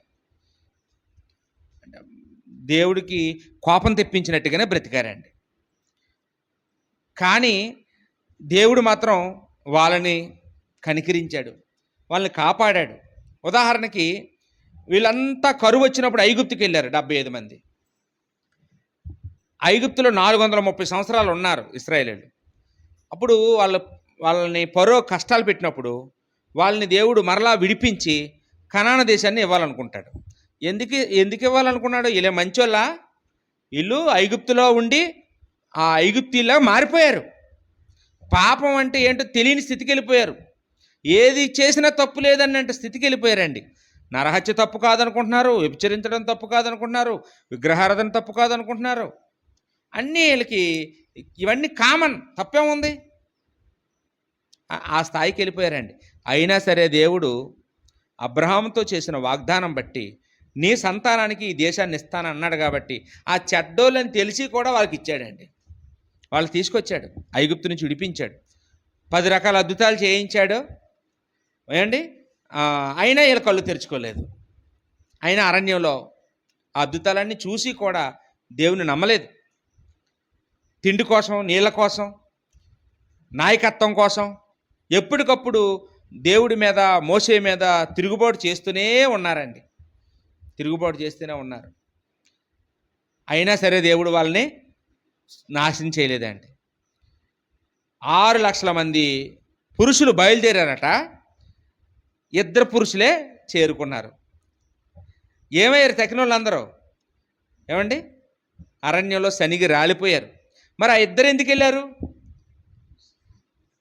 అబ్రాహాముతో దేవుడు చేసిన వాగ్దానం, నీ పిల్లల్ని కనికరిస్తానన్నాడు. అందులో 2 మంచి వాళ్ళు ఉంటే వాళ్ళని కనికరించి, వాళ్ళ పిల్లల్ని కనికరించి వాళ్ళని పంపించాడండి. దేవుడు అబ్రహాము పిల్లలతో ధర్మశాస్త్రం ఇచ్చినప్పుడు, అంటే ఆ ప్రయాణాలు ఉండేటప్పుడు మోషే చనిపోయే ముందు మోయాబు మైదానం దగ్గర ధర్మశాస్త్రాన్ని ఈ 2వ తరానికి, అంటే మొదటి వాళ్ళు చనిపోయారు, మొదట విన్న వాళ్ళు చనిపోయారు, వాళ్ళకి పుట్టిన పిల్లలు ఉన్నారు, ఇప్పుడు వాళ్ళు పెద్దోళ్ళు అయ్యారు. వాళ్ళకి ఏం తెలియదు, మరి వాక్యం తెలియదు. అరణ్యంలో 40 ఏళ్ళలో పుట్టిన పిల్లలు అంటే వీళ్ళకి ఇప్పుడు 40 సంవత్సరాల లోపే ఉంటాయి. ఐగుప్తులో బయలుదేరినప్పుడు వాళ్ళు పుట్టలేదు, మధ్యలో పుట్టారు. కానీ వీళ్ళు ఇప్పుడు వయసులోకి వచ్చేసారు. ఇప్పుడు వీళ్ళకి చెప్తున్నాడు మోషే రెండోసారి అదే ధర్మశాస్త్రాన్ని చెప్పి, వాళ్ళకి సాక్షిగా ఎవరిని పెట్టాడు తెలుసా అండి? ఇగో మీకు ఈ మాటలు చెప్తున్నాను, సాక్ష్యం ఏంటంటే, ఈ మాటలు నేను మీకు చెప్తున్నాను అనడానికి సాక్ష్యం ఏంటంటే ఆకాశం భూమే సాక్ష్యం అన్నాడండి. ఆకాశం భూమిని సాక్షిగా పెట్టి ధర్మశాస్త్రాన్ని రెండోసారి ఉపదేశించాడు. ఇప్పుడు నా మాటలు మనకి దేవుని యొక్క గ్రంథంలో కనపడతాయండి. ద్వితీయోపదేశకాండము 31వ అధ్యాయము 28వ వచనంలో చూస్తాం. ఆకాశాన్ని భూమిని సాక్షిగా చేసి ధర్మశాస్త్రాన్ని బోధించాడు మోషే. ఎప్పుడైనా తప్పితే మాత్రం ఆ పెద్ద మనుషులు పిలుస్తారు మరి అంటాం కదా మనం కూడాను. ఏదైనా భూమి కొనేటప్పుడు అమ్మేటప్పుడు సాక్షి సంతకాలు ఉంటాయి కదా, ఎందుకు పెడతాం సాక్షి సంతకాలు? ఏదైనా తేడా వస్తే వాళ్ళు పిలుస్తాం మనం. దేవుడు ఒక సందర్భంలో వాళ్ళు పిలిచాడు తెలుసా? యెషయా గ్రంథం 1వ అధ్యాయం 2వ వచనంలో, ఆకాశమా ఆలకించు, భూమి చెవియొగ్గు, నేను పిల్లలు పెంచి గొప్పవారినిగా చేసి తిని వారు నా మీద తిరగబడి ఉన్నారు. ఎంత స్థాయికి దిగిపోయారు అని చెప్పాడంటే, ఎద్దు తన కామాందు నెరుగును, గాడిద తన సొంతవాణి దొడ్డు తెలుసుకొనును, నా పిల్లలకు తెలివి లేదు అన్నాడండి. అంటే ఇశ్రాయేల్ ప్రజలు, అబ్రాహాము సంతానం ఎంత దిగజారిపోయారంటే అండి, పశువుల కంటే, అంటే గాడిదలు కూడా యజమాని ఇల్లు అక్కడ తెలిసిపోతాయి. గాడిదలకి ఎవరో దగ్గరుండి మేపరు, ఊరంతా తిరిగితే రాత్రికి వస్తే ఇంటికి వచ్చేస్తాయి. ఎద్దు కూడా అంతే, పాలిచ్చేటప్పుడు తన యజమానికి మచ్చికైపోతుంది. ఎద్దు తన యజమాని ఎవడో తెలుసుకుంటుంది, గాడిద సొంత ఇల్లు ఏదో తెలుసుకుంటుంది. కానీ వీళ్ళకి నేనేమో తెలియలేదు. ఆకాశమా ఆలకించి ఒకసారి, ఆ రోజు నువ్వు ఉన్నావు కదా, నీ ముందే కదా వీళ్ళకి చెప్పాను, నువ్వే సాక్ష్యం అని దేవుడు ఈ ప్రకృతితో చెప్తున్నాడు, మాట్లాడుతున్నాడు, గుర్తు చేస్తున్నాడు. ఈరోజు కూడా చాలామంది ఎవరిని రిటైర్ అయిన వాళ్ళు పిలిచి అడిగామనుకోండి, వీళ్ళు ఇదే చెప్తుంటారు స్టోరీ. నా కొడుకు ఎలాగండి, నా కోడలు ఎలాగండి, నన్ను చూడలేదండి, నన్ను ప్రేమించలేదండి, మాట్లాడలేదండి, నన్ను కొట్టాడండి, నన్ను తిట్టాడండి, నన్ను అంత మాట అన్నాడు, ఎంత మాట అన్నాడు, నన్ను అక్కడ పెడతాడంటే ఇక్కడ పెడతాడంటే, నన్ను వదిలేశాడని చెప్తారా చెప్పరండి? ఎవరు సాక్ష్యం అనుకుంటున్నారు ఆ మాటలకి? ఆ? ఆలకిస్తాడు దేవుడు ఖచ్చితంగానండి. దేవుడు ఇశ్రాయేలు ప్రజలతో ఒకప్పుడేమో అబ్రాహాం సంతానం, ఇప్పుడు దేవుడు వాళ్ళ ప్రవర్తన చూసి వాళ్ళకు పేరు పెట్టాడండి. యెషయా గ్రంథంలోనే 1:4 ఏం పేరు పెట్టాడు తెలుసా? పాపిష్టి జనమా, దోషభరితమైన ప్రజలారా, దుష్ట సంతానమా, చెరుపు చేయు పిల్లలారా, మీకు శ్రమ అన్నాడండి. ఒకప్పుడు అబ్రహాం సంతానం, ఇప్పుడేమో దుష్ట సంతానం అన్నాడండి. అంటే దేవుడు చెప్పినట్టుగా నడుచుకోకపోతే వాళ్ళ పేరు మారిపోయింది. వాళ్ళు మాత్రం ఇప్పటికీ కూడా అబ్రహాం సంతానమే చెప్పుకుంటున్నారు. ఎందుకంటే బ్లడ్ ఆల్దే, మరి అబ్రహాం రక్తమే అల్లో ప్రవహిస్తున్నది. రక్తమాంసాలు వారసత్వం అబ్రహాందే, కానీ సుగుణాలు అబ్రహాములో ఉండేవి ఏమి లేవు వీళ్ళలో. కాబట్టి దేవుడు యెషయాని పంపించి ఇశ్రాయేలు ప్రజలతో ఏం చెప్పిస్తున్నాడండి? యోధావారితో ఏం చెప్పిస్తున్నాడు? మీకు శ్రమ, మిమ్మల్ని జైలుకి పంపబోతున్నాను. ఇశ్రాయేలునేమో అశ్షూరుకి పంపించాను, అయినా మీకు బుద్ధి రాలేదు, వాళ్ళు శిక్షింపబడినా మీరు మారలేదు. మిమ్మల్ని బబులోనికి పంపబోతున్నాను, ఇది మీకు శ్రమ రాబోతుంది. చూసుకోండి, 70 సంవత్సరాలు అక్కడ మిమ్మల్ని ఉంచేస్తాను. మీ చేతాలు వెట్టి చాకరీలు చేయిస్తారు, మీరు ఆరాధనకు దూరం అయిపోతారు, వాళ్ళు బానిసలు అయిపోతారు, శ్రమ అనుభవించబోతున్నారు, చూసుకోండి అని దేవుడు యోధావారిని యెషయా ద్వారా హెచ్చరింపజేశాడండి. అయినా మారలేదండి. 70 సంవత్సరాలు చెరకెళ్ళినా వాళ్ళకు బుద్ధి రాలేదు. యేసుక్రీస్తు వారు స్వయంగా ఆయన ఈ భూమి మీదకి వచ్చే వరకు మారలేదు. యేసుక్రీస్తు వారి కంటే ముందు బాప్తిస్మ ఇచ్చిన యోహాను పుట్టాడండి. 6 నెలల ముందు పుట్టాడు. ఆయన బాల్యం నుండి కూడా దేవుని సేవ చేసినవాడే. ఏమంటే ఆయన తినే ఆహారం స్పెషల్, ఆయన నివాసం స్పెషల్, ఆయన బట్టలో స్పెషల్. ఆయన మనుషుల్లాగా లేడు. ఏమంటే ఆయన తేనె మిడతలో తినేవాడంట, తోలు ధరించేవాడంట, అరణ్యంలో నివసించేవాడంట. అలా ప్రత్యేకమైన మనిషిలాగా ఉండేవాడు అనమాట అండి. ఆయన ఏం చేశాడో తెలుసా అండి? మేము అబ్రహాం పిల్లలం అని చెప్పుకునే వాళ్ళ దగ్గరికి వచ్చి ఆయన గద్దించేవాడు అనమాట. అప్పుడు ప్రవక్తలు ఎలా గద్దించేవారో అంతకంటే 7 రెట్లు ఎక్కువగానే గద్దించాడండి. ఒకసారి చూస్తారా? లోకాసు వార్త 3:7 నుంచి చూస్తే ఇక్కడ బాప్తిసం ఇచ్చిన యోహాను కూడా ఏమని గద్దిస్తున్నాడంటే, వాళ్ళు ఇంకా బాప్తిసం పొందడానికి వచ్చారంట. చూడండి, ఈయన ప్రవక్తలా ఉన్నాడు, ఈయన బాప్తిసం ఇస్తాడంట, మనం పొందుదామని యూదులందరూ వస్తున్నారు. వస్తే వాళ్ళతో ఏమన్నాడంటే, రండి మనమైతే కూల్ డ్రింక్ తాగారా, టీ తాగారా, లేకపోతే టిఫిన్లు ఏం తెప్పించమంటారా అని గౌరవించి, మీరు బాప్తిజం పొందితే బట్టలు ఇస్తాం, బైబిల్ ఇస్తాం, ఫోటో తీస్తాం, మీకు ఫోటో ఇస్తాం, ఏమండి సర్టిఫికేట్ ఇస్తాం అని ఈరోజు చాలా ఆఫర్లు ఉన్నాయి బాప్తిజం పొందిన వాళ్ళకి. ఆయన మాత్రం ఏమంటున్నాడంటే, బాప్తిజం పొందడానికి మీ క్రియలే ముందు, మీ మారుమనసు ఏది? మీరు మారుమనసు తగిన క్రియలు చేయకుండా బాప్తిజం పొందడానికి వస్తారా? సర్ప సంతానమా అన్నాడు. మీరు అబ్రహాం సంతానం అనొద్దు, మీలో మీరు చెప్పుకోవద్దు, మీరు అబ్రహాం సంతానం కాదు, మీరు సర్ప సంతానం అన్నాడు. సర్ప సంతానం అంటే తెలుసు కదా, సర్పం అంటే ఈ భూమి మీద ఉన్న సర్పాల గురించి మాట్లాడలేదు ఆయన. ఇవన్నీ మంచివేనండి. చాలామంది పాము వచ్చింది అనుకోండి, అమ్మో సాతాను అంటుంటారు. లేదండి, ఇప్పుడు అపవాది పాముల్లో ఉండడం లేదు. ఇప్పుడు ఎక్కడున్నాడు తెలిసి మనలో ఉంటున్నాడు. పాములో ఒకే ఒక రోజు ఉన్నాడండి. ఎప్పుడమ్మా? ఆదిలో ఏదైనా తోటలో సర్పంలో ప్రవేశించి హవ్వను మోసగించాడు. అయిపోయింది, ఇంకా ఆయన పని అయిపోయింది, అట్రాక్ట్ అయిపోయింది ఆవిడ. ఆ మాటలు వినేసింది, పండు తినేసింది. ఆ రోజే ఆ పామును వదిలేశాడు. తర్వాత వెంటనే ఎవరిలో ప్రవేశించాడు? అవ్వలో ప్రవేశించాడు. ఏమండి, యేసుక్రీస్తు శరీరధారిగా ఉన్న కాలంలో యేసుప్రభు నేను మీకోసం ప్రాణం పెట్టి తిరిగి లేవాలనుకుంటున్నానంటే, నీకు అది దూరం అవును గాక అన్నాడట పేతురు. వెంటనే యేసుప్రభు వెనక్కి తిరిగి, సాతాను వెనకపో అన్నాడంట. అంటే అక్కడ ఎవరిలో ప్రవేశించాడండి? సాతాను పేతురులో. అర్థమవుతుందండి? ఇప్పుడు మనం ఏదైనా ఒక కార్యక్రమం చేద్దామంటే వద్దంటున్నాం అనుకోండి, ఎవరిలో ఉన్నాడండి? వద్దన్న వాళ్ళలో ఉన్నాడు.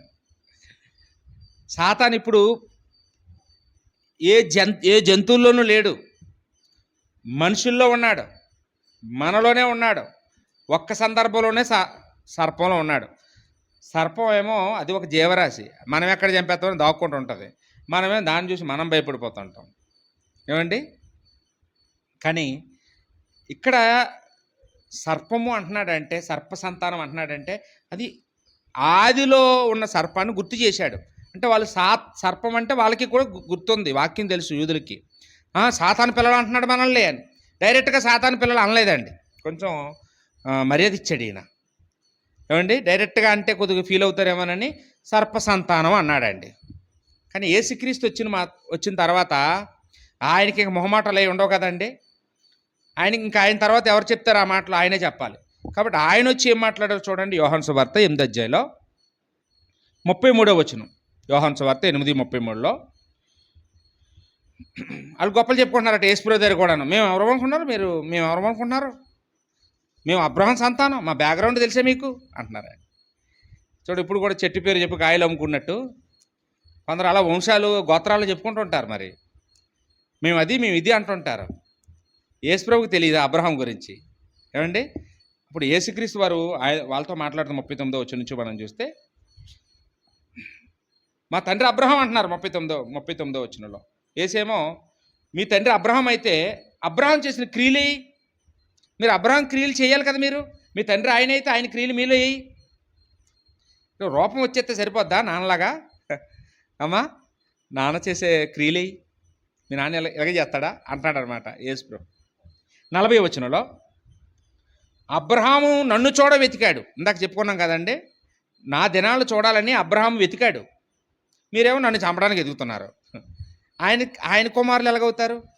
నేను ఎప్పుడు కనపడతానా, ఎప్పుడు సంతోషించాలా అని అబ్రహాం వెతికితే, నేను ఎప్పుడు దొరుకుతానా, ఎప్పుడు చంపేద్దామని మీరు వెతుకుతున్నారు.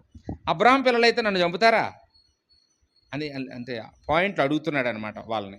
44వ వచనం దగ్గరికి వచ్చేటప్పటికి, మీరు మీ తండ్రి యొక్క అపవాది సంబంధులు, మీ తండ్రి దురాశలు నెరవేర్చగోరుచున్నారు అన్నాడండి. డైరెక్ట్గా ఓపెన్ అయిపోయాడు. ఇంకా అంతవరకు సర్ప సంతానం, దుష్ట సంతానం అన్నారు. కానీ యేసుప్రభు వచ్చి ఆ యూదులతో మాట్లాడుతూ ఏమనేసాడండి, మీరు అబ్రహాం సంతానం కాదు, ఫిజికల్గా అబ్రహాం సంతానమే, కానీ ఆత్మ సంబంధంగా మీరు కాదు. ఎందుకంటే అబ్రహాము చేసే క్రియలు మీరు చేయటం లేదు, అబ్రహాములో ఉన్న విశ్వాసం మీలో లేదు. మీరెలాగా అబ్రహాం సంతానం? మీరు అపవాది సంతానం. అందుకే మన పాఠం పేరు ఏంటమ్మా? అబ్రహాము పిల్లలమా, అపవాది పిల్లలమా. అంటే ఈరోజు వాళ్ళ గురించి మనం ఇప్పటి వరకు బాగా చెప్పేసుకున్నాం, వాళ్ళు కాదని మనకు కూడా అర్థమైపోయింది. ఇప్పుడు మన దగ్గరికి వస్తే మనమెవరు పిల్లలం? మనం అబ్రహాము పిల్లలమా, అపవాది పిల్లలమా?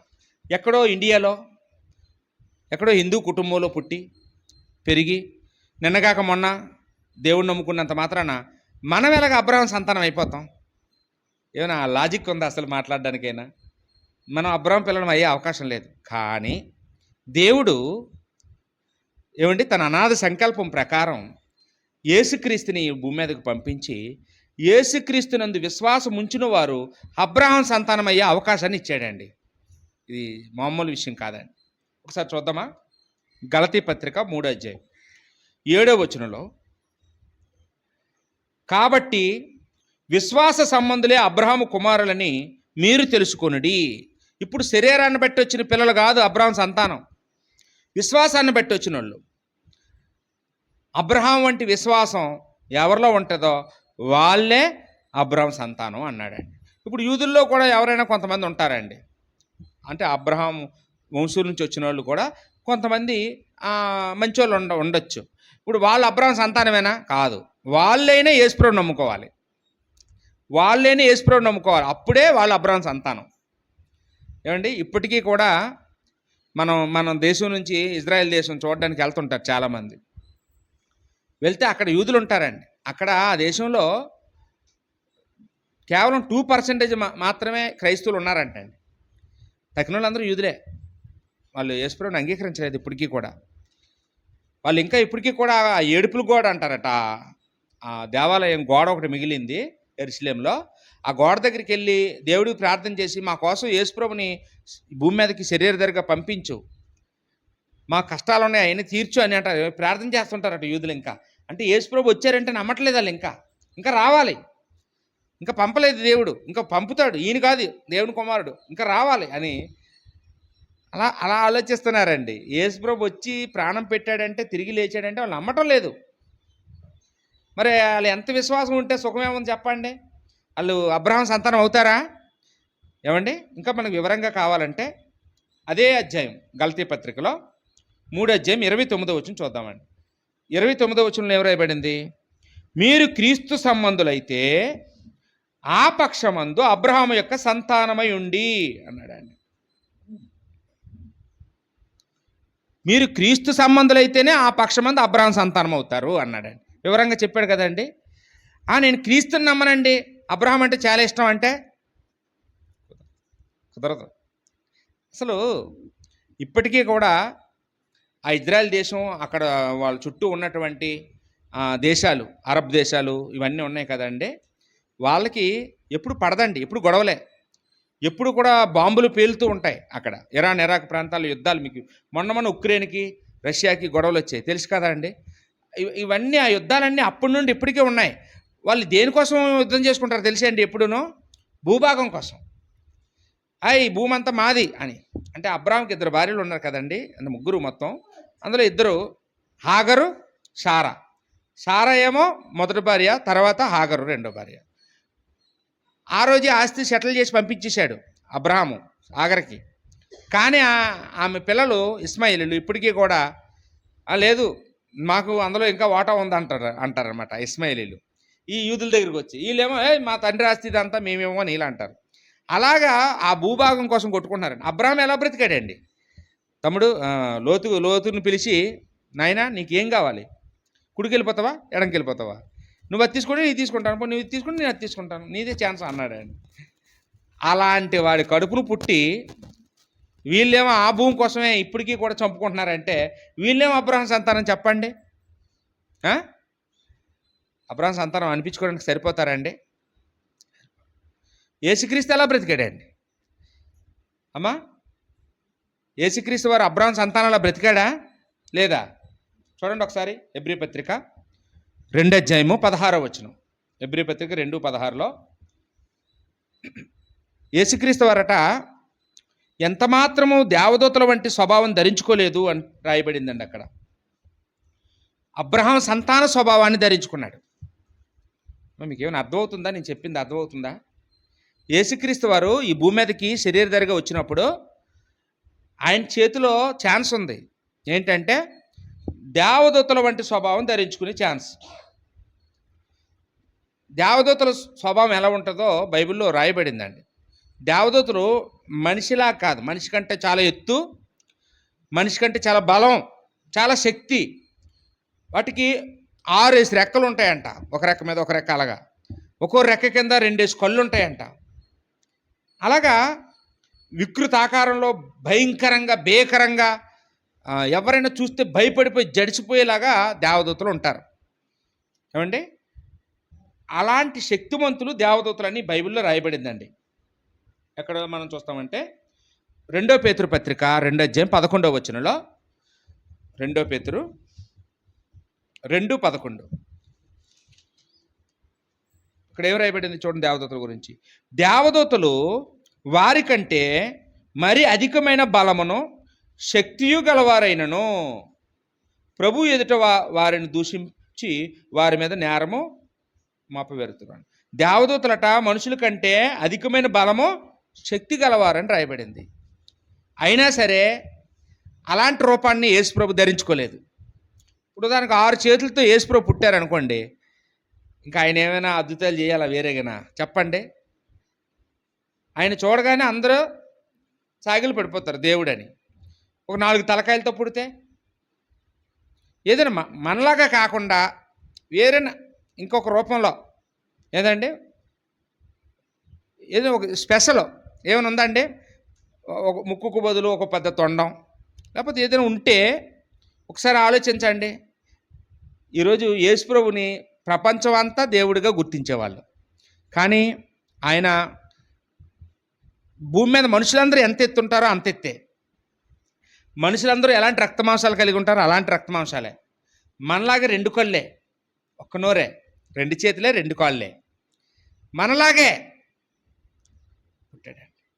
అంతేకాకుండా ఆయన అబ్రహాము సంతాన స్వభావాన్ని ధరించుకున్నాడు. అబ్రహాము సంతాన స్వభావం అంటే అబ్రహాము కుమారులైన ఇస్సాకు ఎలా బ్రతికాడో, అబ్రహాం కుమారుడైన యాకోబు ఎలా బ్రతికాడో, అబ్రహాం కుమారుడైన మోషే ఎలా బ్రతికాడో, అబ్రహాం కుమారుడైన దావీదు ఎలా బ్రతికాడో, అలాగే అబ్రహాం సంతానంలో గొప్పవాళ్ళు వేలి మీద లెక్కట్టచ్చు, కొంతమందే ఉన్నారు. వాళ్ళందరూ ఎలా బ్రతికారో యేసు ప్రభు అలా బ్రతికాడండి. ఎవరితో గొడవలు పెట్టుకున్నాడమ్మా? అబ్రహాం కలహాలు ఉండకూడదు అనుకునేవాడు, ఇస్సాకు కలహాలు ఉండకూడదు అనుకునేవాడు. యేసు ప్రభు కూడా అలాగే ఉన్నాడు. అబ్రహాం ఇల్లు కట్టుకోలేదు, యేసు ప్రభు కూడా నక్కలకు బొరియలు ఉన్నాయి, ఆకాశ పక్షులకు గుళ్ళున్నాయి, మనుష్య కుమారుడు తలవాల్చుకొని స్థలం లేదు. చూసారండి, అబ్రహాంలో ధనాపేక్ష ఉందా? నీ చెప్పులు వారకూడొద్దు అన్నాడు. యేసు ప్రభులో ఉందమ్మా ధనాపేక్ష? ధనాపేక్ష లేదండి. అబ్రహాము ఎలా బ్రతికాడో అలాగండి, అబ్రహాం ఎలా బ్రతికాడో అలా బ్రతికాడు. స్వార్థం లేదు, ప్రేమ. అబ్రహాం ఆతిథ్యం ఇచ్చాడా? యేసుప్రభు ఇచ్చాడమ్మా ఆతిథ్యం? ఇవ్వలేదా? 1000 మందికి, 5000 మందికి, 3000 మందికి ఆతిథ్యం. అన్నిటిలోనూ యేసుప్రభు అబ్రహాం సంతానాన్ని స్వభావాన్నే. ఎంత గొప్పవాడండి యేసుప్రభు! దేవునితో సమానుడు, పరలోకం నుంచి వచ్చినవాడు, సర్వసృష్టిని కలుగు చేసినవాడు, ఆయన నిత్యుడు. ఏమండి, అన్ని విడిచిపెట్టి రిక్తుడిగా తగ్గించుకొని ఈ భూమి మీదకి వచ్చాడు. అదండి యేసుప్రభు అబ్రహాం సంతాన స్వభావం ధరించుకోవడం. ఇప్పుడు ఆ అబ్రహాం సంతాన స్వభావం ధరించుకున్న యేసుప్రభుని విశ్వసించిన వాళ్ళందరూ ఆ ప్రకారంగానే అబ్రహాము కుమారులుగా పిలువబడతాం. నేను చర్చకు వస్తాను కానీ నాకు అలాంటి స్వభావం అయ్యే మార్చుకోనండి, నా స్వభావం నాదే అంటే నువ్వెవరు తెలుసా? చర్చకు వచ్చే అపవాది కుమారులు, అపవాది పిల్లలం, చర్చకొచ్చి అపవాది పిల్లలం. దుష్ట సంతానం అన్నాడా? ఇంకా ఆ మాట కూడా సరిపోదు. సర్ప సంతానం అన్నాడా? సరిపోదు. డైరెక్ట్గా యేసుప్రభు వాడిన పదమే, అపవాది పిల్లలమే. యేసుప్రభు నోటితో ఒకే ఒక ఆయన్ని నువ్వు అబ్రహాం కుమారుడివి అన్నాడండి. ఎవరినండి? యేసుప్రభు ఒక ఆయన్ని చూసి నువ్వురా అబ్రహాం కుమారుడు అంటే అన్నాడండి. ఎవరితో? ఎవరు? అది అగ్ని పరీక్షలా ఉంది ప్రశ్న. ఏమంటే ఒకసారి లూకా సువార్త 19వ అధ్యాయంలో మనం 8-9 వచనాలు చూస్తే అక్కడ ఎరికో అనే ఒక ఊరుంది. ఆ ఊరికి యేసుప్రభు వారు వస్తూ ఉన్నారు. చాలా జనం యేసుప్రభుని వెంబడిస్తున్నారు. ఆ ఊరిలో ఒక పొట్టి ఆయన ఉన్నాడంట. ఆయన సొంకం గుత్తదారుడంట, ప్రభుత్వ ఉద్యోగం చేస్తున్నాడు. పొట్టువాడు అవడం వల్ల యేసుప్రభుని ఎగిరెగిరి చూద్దామని చూడలేకపోతుంటే ఆయనకు ఒక ఐడియా వచ్చింది. ఆయనేమో ఒక చెట్టు ఎక్కితే ఆ తోవగుంట వచ్చినప్పుడు చూడొచ్చు కదా అని ముందుగా వెళ్ళి చెట్టు ఎక్కి కూర్చున్నాడంట. అప్పుడు ఆ చెట్టు కింద వెళ్ళి జనసమూహం వెళ్ళిపోతుంటే అందరూ యేసుప్రభు వైపు చూస్తుంటే యేసుప్రభు మాత్రం కన్నులెత్తి చెట్టు మీద ఉన్న వ్యక్తిని చూశాడు. అప్పుడు ఆయన పేరు పెట్టి పిలిచాడు యేసుప్రభు. అప్పుడు త్వరగా దిగు, నీ ఇంటికి భోజనానికి రావాలన్నాడు. మా ఆవిడ లేదండి, ఊర్లో లేదండి, నాకు వంట చేయడం రాదండి, ఏమని చెప్పాడండి. త్వరగా దిగొచ్చాడంట ఆయన. దిగొచ్చి రండి మా ఇంటికి భోజనానికి వస్తారా రండి అని అంటే అతిథి ప్రియుడు, ఆయనలో ఆతిథ్యం ఇచ్చే గుణం ఉంది. యేసుప్రభు పిలవగానే లేదండి మేము మీ అభిమానులు కాదండి, మేము రామండి, మీ మాటలు మాకు వద్దండి అని అన్నాడండి. యేసుప్రభు పిలుపుకు లోబడ్డా? అబ్రహాం కూడా దేవుడి పిలుపుకు లోబడ్డా? ఈయన కూడా లోబడ్డాడు. పిలిచిన వెంటనే వచ్చాడు. ఎదురు ప్రశ్నలు వేయలేదు, వచ్చాడు. ఇంటికి తీసుకెళ్ళాడు. ఏం పెట్టాడో రాయలేదు, ఏం చెప్పాడో రాయలేదు. వెంటనే తన ఇంట్లో ఉన్న డబ్బులు తీసుకొచ్చి యేసుప్రభు ఎదుట పోసి దాన్ని 2 భాగాలు చేసి యేసుప్రభు చూస్తుండగానే పేదలందరికీ ఇచ్చేసాడట, పంచుకోండి అని. సగం ఆస్తిని, ఇంకా సగం ఉంది. ఈ సకాన్ని కూడా యేసుప్రభుతో ఏం చెప్తున్నాడంటే, అయ్యా ఎవరి దగ్గరైనా అన్యాయంగా తీసుకుని ఉంటే వాళ్ళకి 4 రెట్లు ఇచ్చేస్తానండి రమ్మనండి అంటున్నాడు. 4 రెట్లు తీసుకున్న వాళ్ళ దగ్గర అందరి దగ్గర 4 రెట్లు ఇస్తాను.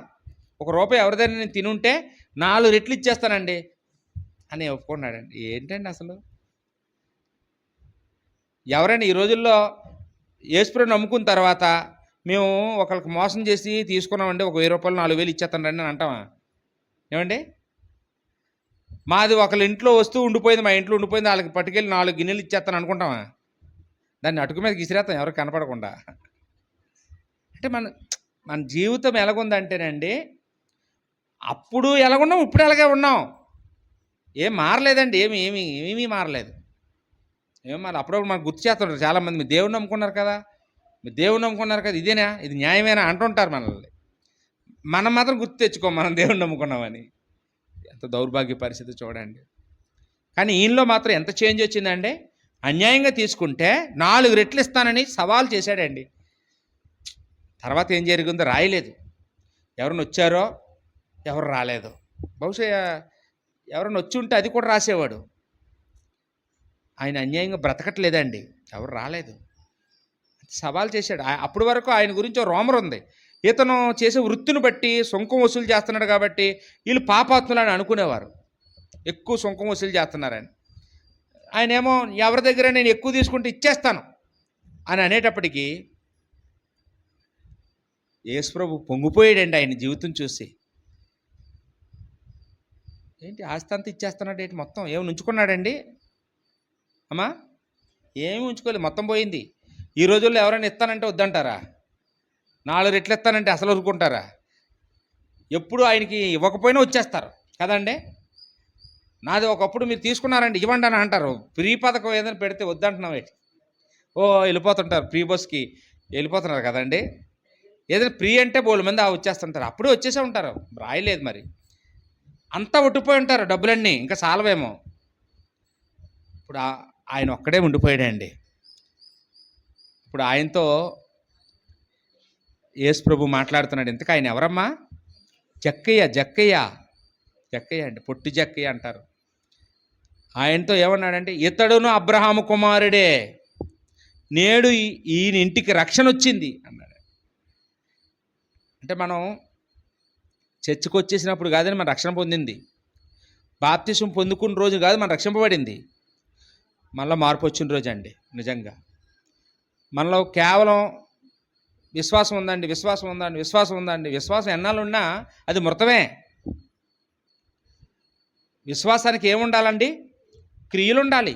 యాకోబు పత్రిక 2వ అధ్యాయంలో 14వ వచనం నుంచి చూస్తే ఆ విషయాలు కనపడతాయండి. క్రియలు లేని విశ్వాసం మృతం. క్రియలు ఉండాలి. అబ్రాహాముకి విశ్వాసం ఉంది, ఆ క్రియలు కూడా ఉన్నాయి, క్రియలతో ఆయన విశ్వాసాన్ని నిరూపించుకున్నాడు అని అక్కడ యాకోబు 14 నుంచి 23 వచనాల వరకు కూడా మనకు చెప్తూ ఉన్నాడండి. ఏమండి, అబ్రాహాము కేవలం విశ్వాసం మాత్రమే కలిగి ఉండలేదు, విశ్వాసానికి తగిన క్రియలను. ఈరోజు నాలో బోల్డ్ విశ్వాసం ఉందంటే సుఖమేముంది? చచ్చిపోతే పరలోకం వెళ్ళిపోతాం, ఆ విశ్వాసం ఉంది. మరి క్రియలు లేకుండా వెళ్ళిపోతామా? ఎవరైనా చనిపోయినప్పుడు చూడండి, మనందరం వెళ్ళి అక్కడ కూర్చొని పాటలు పాడేసి పరలోక సంబంధి అని చెప్పేస్తుంటాం. డైరెక్ట్గా వెళ్ళిపోతారు పరలోకం అని చెప్పి ఆ ఇంట్లో వాళ్ళు ఓదార్చడానికి. కానీ క్రియలు లేకుండా వెళ్ళిపోతారా? బాప్తిసం పొందేసుకొని క్రియలు ఏం చేయకపోతే వెళ్ళిపోతారా పరలోకం? ఏమంటే అప్పుడు ఎవరి పిల్లలం? క్రియలు లేకపోతే అపవాది పిల్లలమే. అంటే మనం ఏం చేయాలమ్మా? అబ్రహాం లాంటి విశ్వాసమే కాదు, అబ్రహాం లాంటి క్రియలు కూడా మనలో ఉండాలి. దేవుడి పిలుపుకు లోబడ్డా, మనం లోబడాలి. ఆతిథ్యం చేశాడా? చెయ్యాలండి. దేవుణ్ణి శోధించాడా అబ్రహాం ఎప్పుడైనా? మనం కూడా దేవుడిని ఎప్పుడు శోధించకూడదు. నాకు అది ఇచ్చే, నాకు ఇది ఇచ్చే, నాకు అది చాలేదు, ఇది చాలేదని లిస్టులు పెట్టకూడదు దేవుడి దగ్గర. దేవుడు ఏది ఇచ్చినా నీ చిత్తమే అనాలి. యేసుప్రభు ఎలా ప్రార్థన చేశాడు? నీ చిత్తమే తండ్రి. అది అబ్రహాం సంతాన స్వభావం. నాకు అది ఇస్తావా ఇవ్వవా అని కూర్చుంటే అబ్రహాం సంతానం కాదు మనం. ఏమండి, కలహాలు లేకుండా ఉండాలి. శనివారం వరకు దెబ్బలాడేసుకొని కోటేసుకొని ఆదివారం మాత్రం ఒకరితో ఒకరు మాట్లాడుకోకుండా చర్చిలో కూర్చుంటే మనమే అబ్రహాం సంతానం? చెప్పండి. ఆరాధన చేసేసుకుంటున్నాం బాగానే, అబ్రహాం సంతానం అలా ఆరాధన చేసుకుంటారా కలహాలు ఆడుకొని? ఏంటమ్మా, దేవుడికి పిసినితనంగా ఇస్తూ ఏదో 10 రూపాయలు వేసేసి ఎవరికి తెలియదులే అంత చిన్న అందరిలో కవర్ అయిపోద్దులే అనుకొని అందరం 15 రూపాయలు వేసుకొని వెళ్ళిపోతే మన అబ్రహాం సంతానమేనా? అబ్రహాం అలాగే ఇచ్చాడా దేవుడికి? ఏమండి, ఆయనకి రాబడి వచ్చినప్పుడు దేవుడికి దశంభాగం ఇచ్చాడండి. మనం అంతకంటే ఎక్కువ ఇవ్వాలి. కానీ మనం అబ్రహాం సంతానం ఉన్నామా లేదో ఒకసారి ఆలోచించండి. మనం దేవుడికి దశంభాగం ఇవ్వకపోతే మనమే అబ్రహాం సంతానం. మనమే అబ్రహాం సంతానం అండి. అడగట్లేదు కానీ ఇవ్వలేదు అనుకుంటావా? ఎవరు అడుగుతారు? ఎవరికి కావాలి? నువ్వు పరలోక రాజ్యం వెళ్ళాలని నువ్వు ఇచ్చుకో, వద్దనుకుంటే మానేసుకోండి. ఏమండి, ఎవరు అడగరు. ఇది ఎవరి జీవితం వాళ్ళదండి, వ్యక్తిగత జీవితం ఇది. ఇదేమో ఎవరు అడిగేది కాదు, ఎవరు అడిగితే ఇచ్చేది కాదు. అడిగే హక్కు ఎవరికీ లేదు. ఎవరిష్టం వాళ్ళదండి. అబ్రహాం పిల్లలమా, అపవాది పిల్లలమా? మన మనస్సాక్షి చెప్పేస్తుంది కదండి. మన మనస్సాక్షి ఏం చాలా ఊరుకోరా, నువ్వు అపవాది పిల్లలవే అని చెప్తుంది. మొహమాటం ఏమి ఉండదు. అబ్రహాం ఏం చేశాడో చెప్పుకున్నాం. ఆయన క్రియలు ఆయన పిల్లల్లో ఎవరిలో లేవు, ఇస్సాకులో, యాకోబులో, యోసేపులో తప్ప. ఏమండి, అందుకనే వాళ్ళు డైరెక్ట్గా దుష్ట సంతానం, సర్ప సంతానం అన్నారు. యేసుప్రభు వచ్చి మీరు అపవాది సంబంధులు అని చెప్పేశాడు. ఈరోజు చెప్పకపోతే మనతో తీర్పు దినం నాడు రెండో రాకడలో యేసుప్రభు మనల్ని పిలిచి, ఒరే స్త్రీని వెళ్ళరా అని పిలిచి ఏమంటాడండి? నువ్వు అబ్రహాం సంతానం కాదు, నువ్వు అపవాది సంతానం. ఇదిగో అపవాదికి వాని దూతలకి నిశ్చయించబడినటువంటి నరకాగ్నిలోకి పోరా అంటాడండి ఆ రోజు. ఇప్పుడు ఎవరైనా అబ్రహాం సంతానం కలిగి ఉన్నారనుకోండి, సహోదరుడా రా, ఇదిగో లోకం పుట్టక ముందు నుండి నీ కొరకు సిద్ధపరచబడిన రాజ్యంలోని ప్రవేశించు అని పిలుస్తాడు. ఆ రోజు తెలిసిపోద్ది ఏమండి మనం ఎవరి సంతానము. కాబట్టి మనకి దేవుడు మారు మనసు పొందే అవకాశం మనకి ఇచ్చాడు. కాబట్టి మనం ఇప్పుడే మారుదామండి. మనం చేయలేని భారమైన ఏం కావు. ఇవన్నీ మనం చేయగలిగేవేనండి. అబ్రహాం చేసినట్టుగా మనం కూడా చేయగలం. ఏమంటే అంత స్థాయిలో కాకపోయినా కొంతమైనా చేయగలం కదండి. కొంతనే చేయగలం కదా. మనం అబ్రహాం సంతానం అని చాలామంది అబ్రహాం పేరు పెట్టించుకుంటారు కదండి.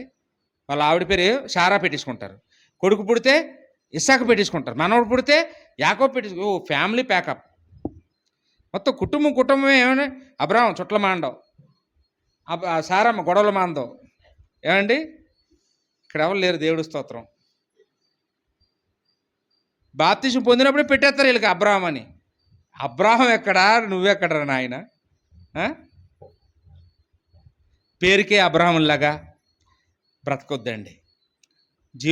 జీవితం కలిగి నిజంగా అబ్రహాం పిల్లల్లాగా బ్రతకడానికి ప్రయత్నించేద్దాం. ఓపికగా వాక్యమైన మీకు నా వందనాలు.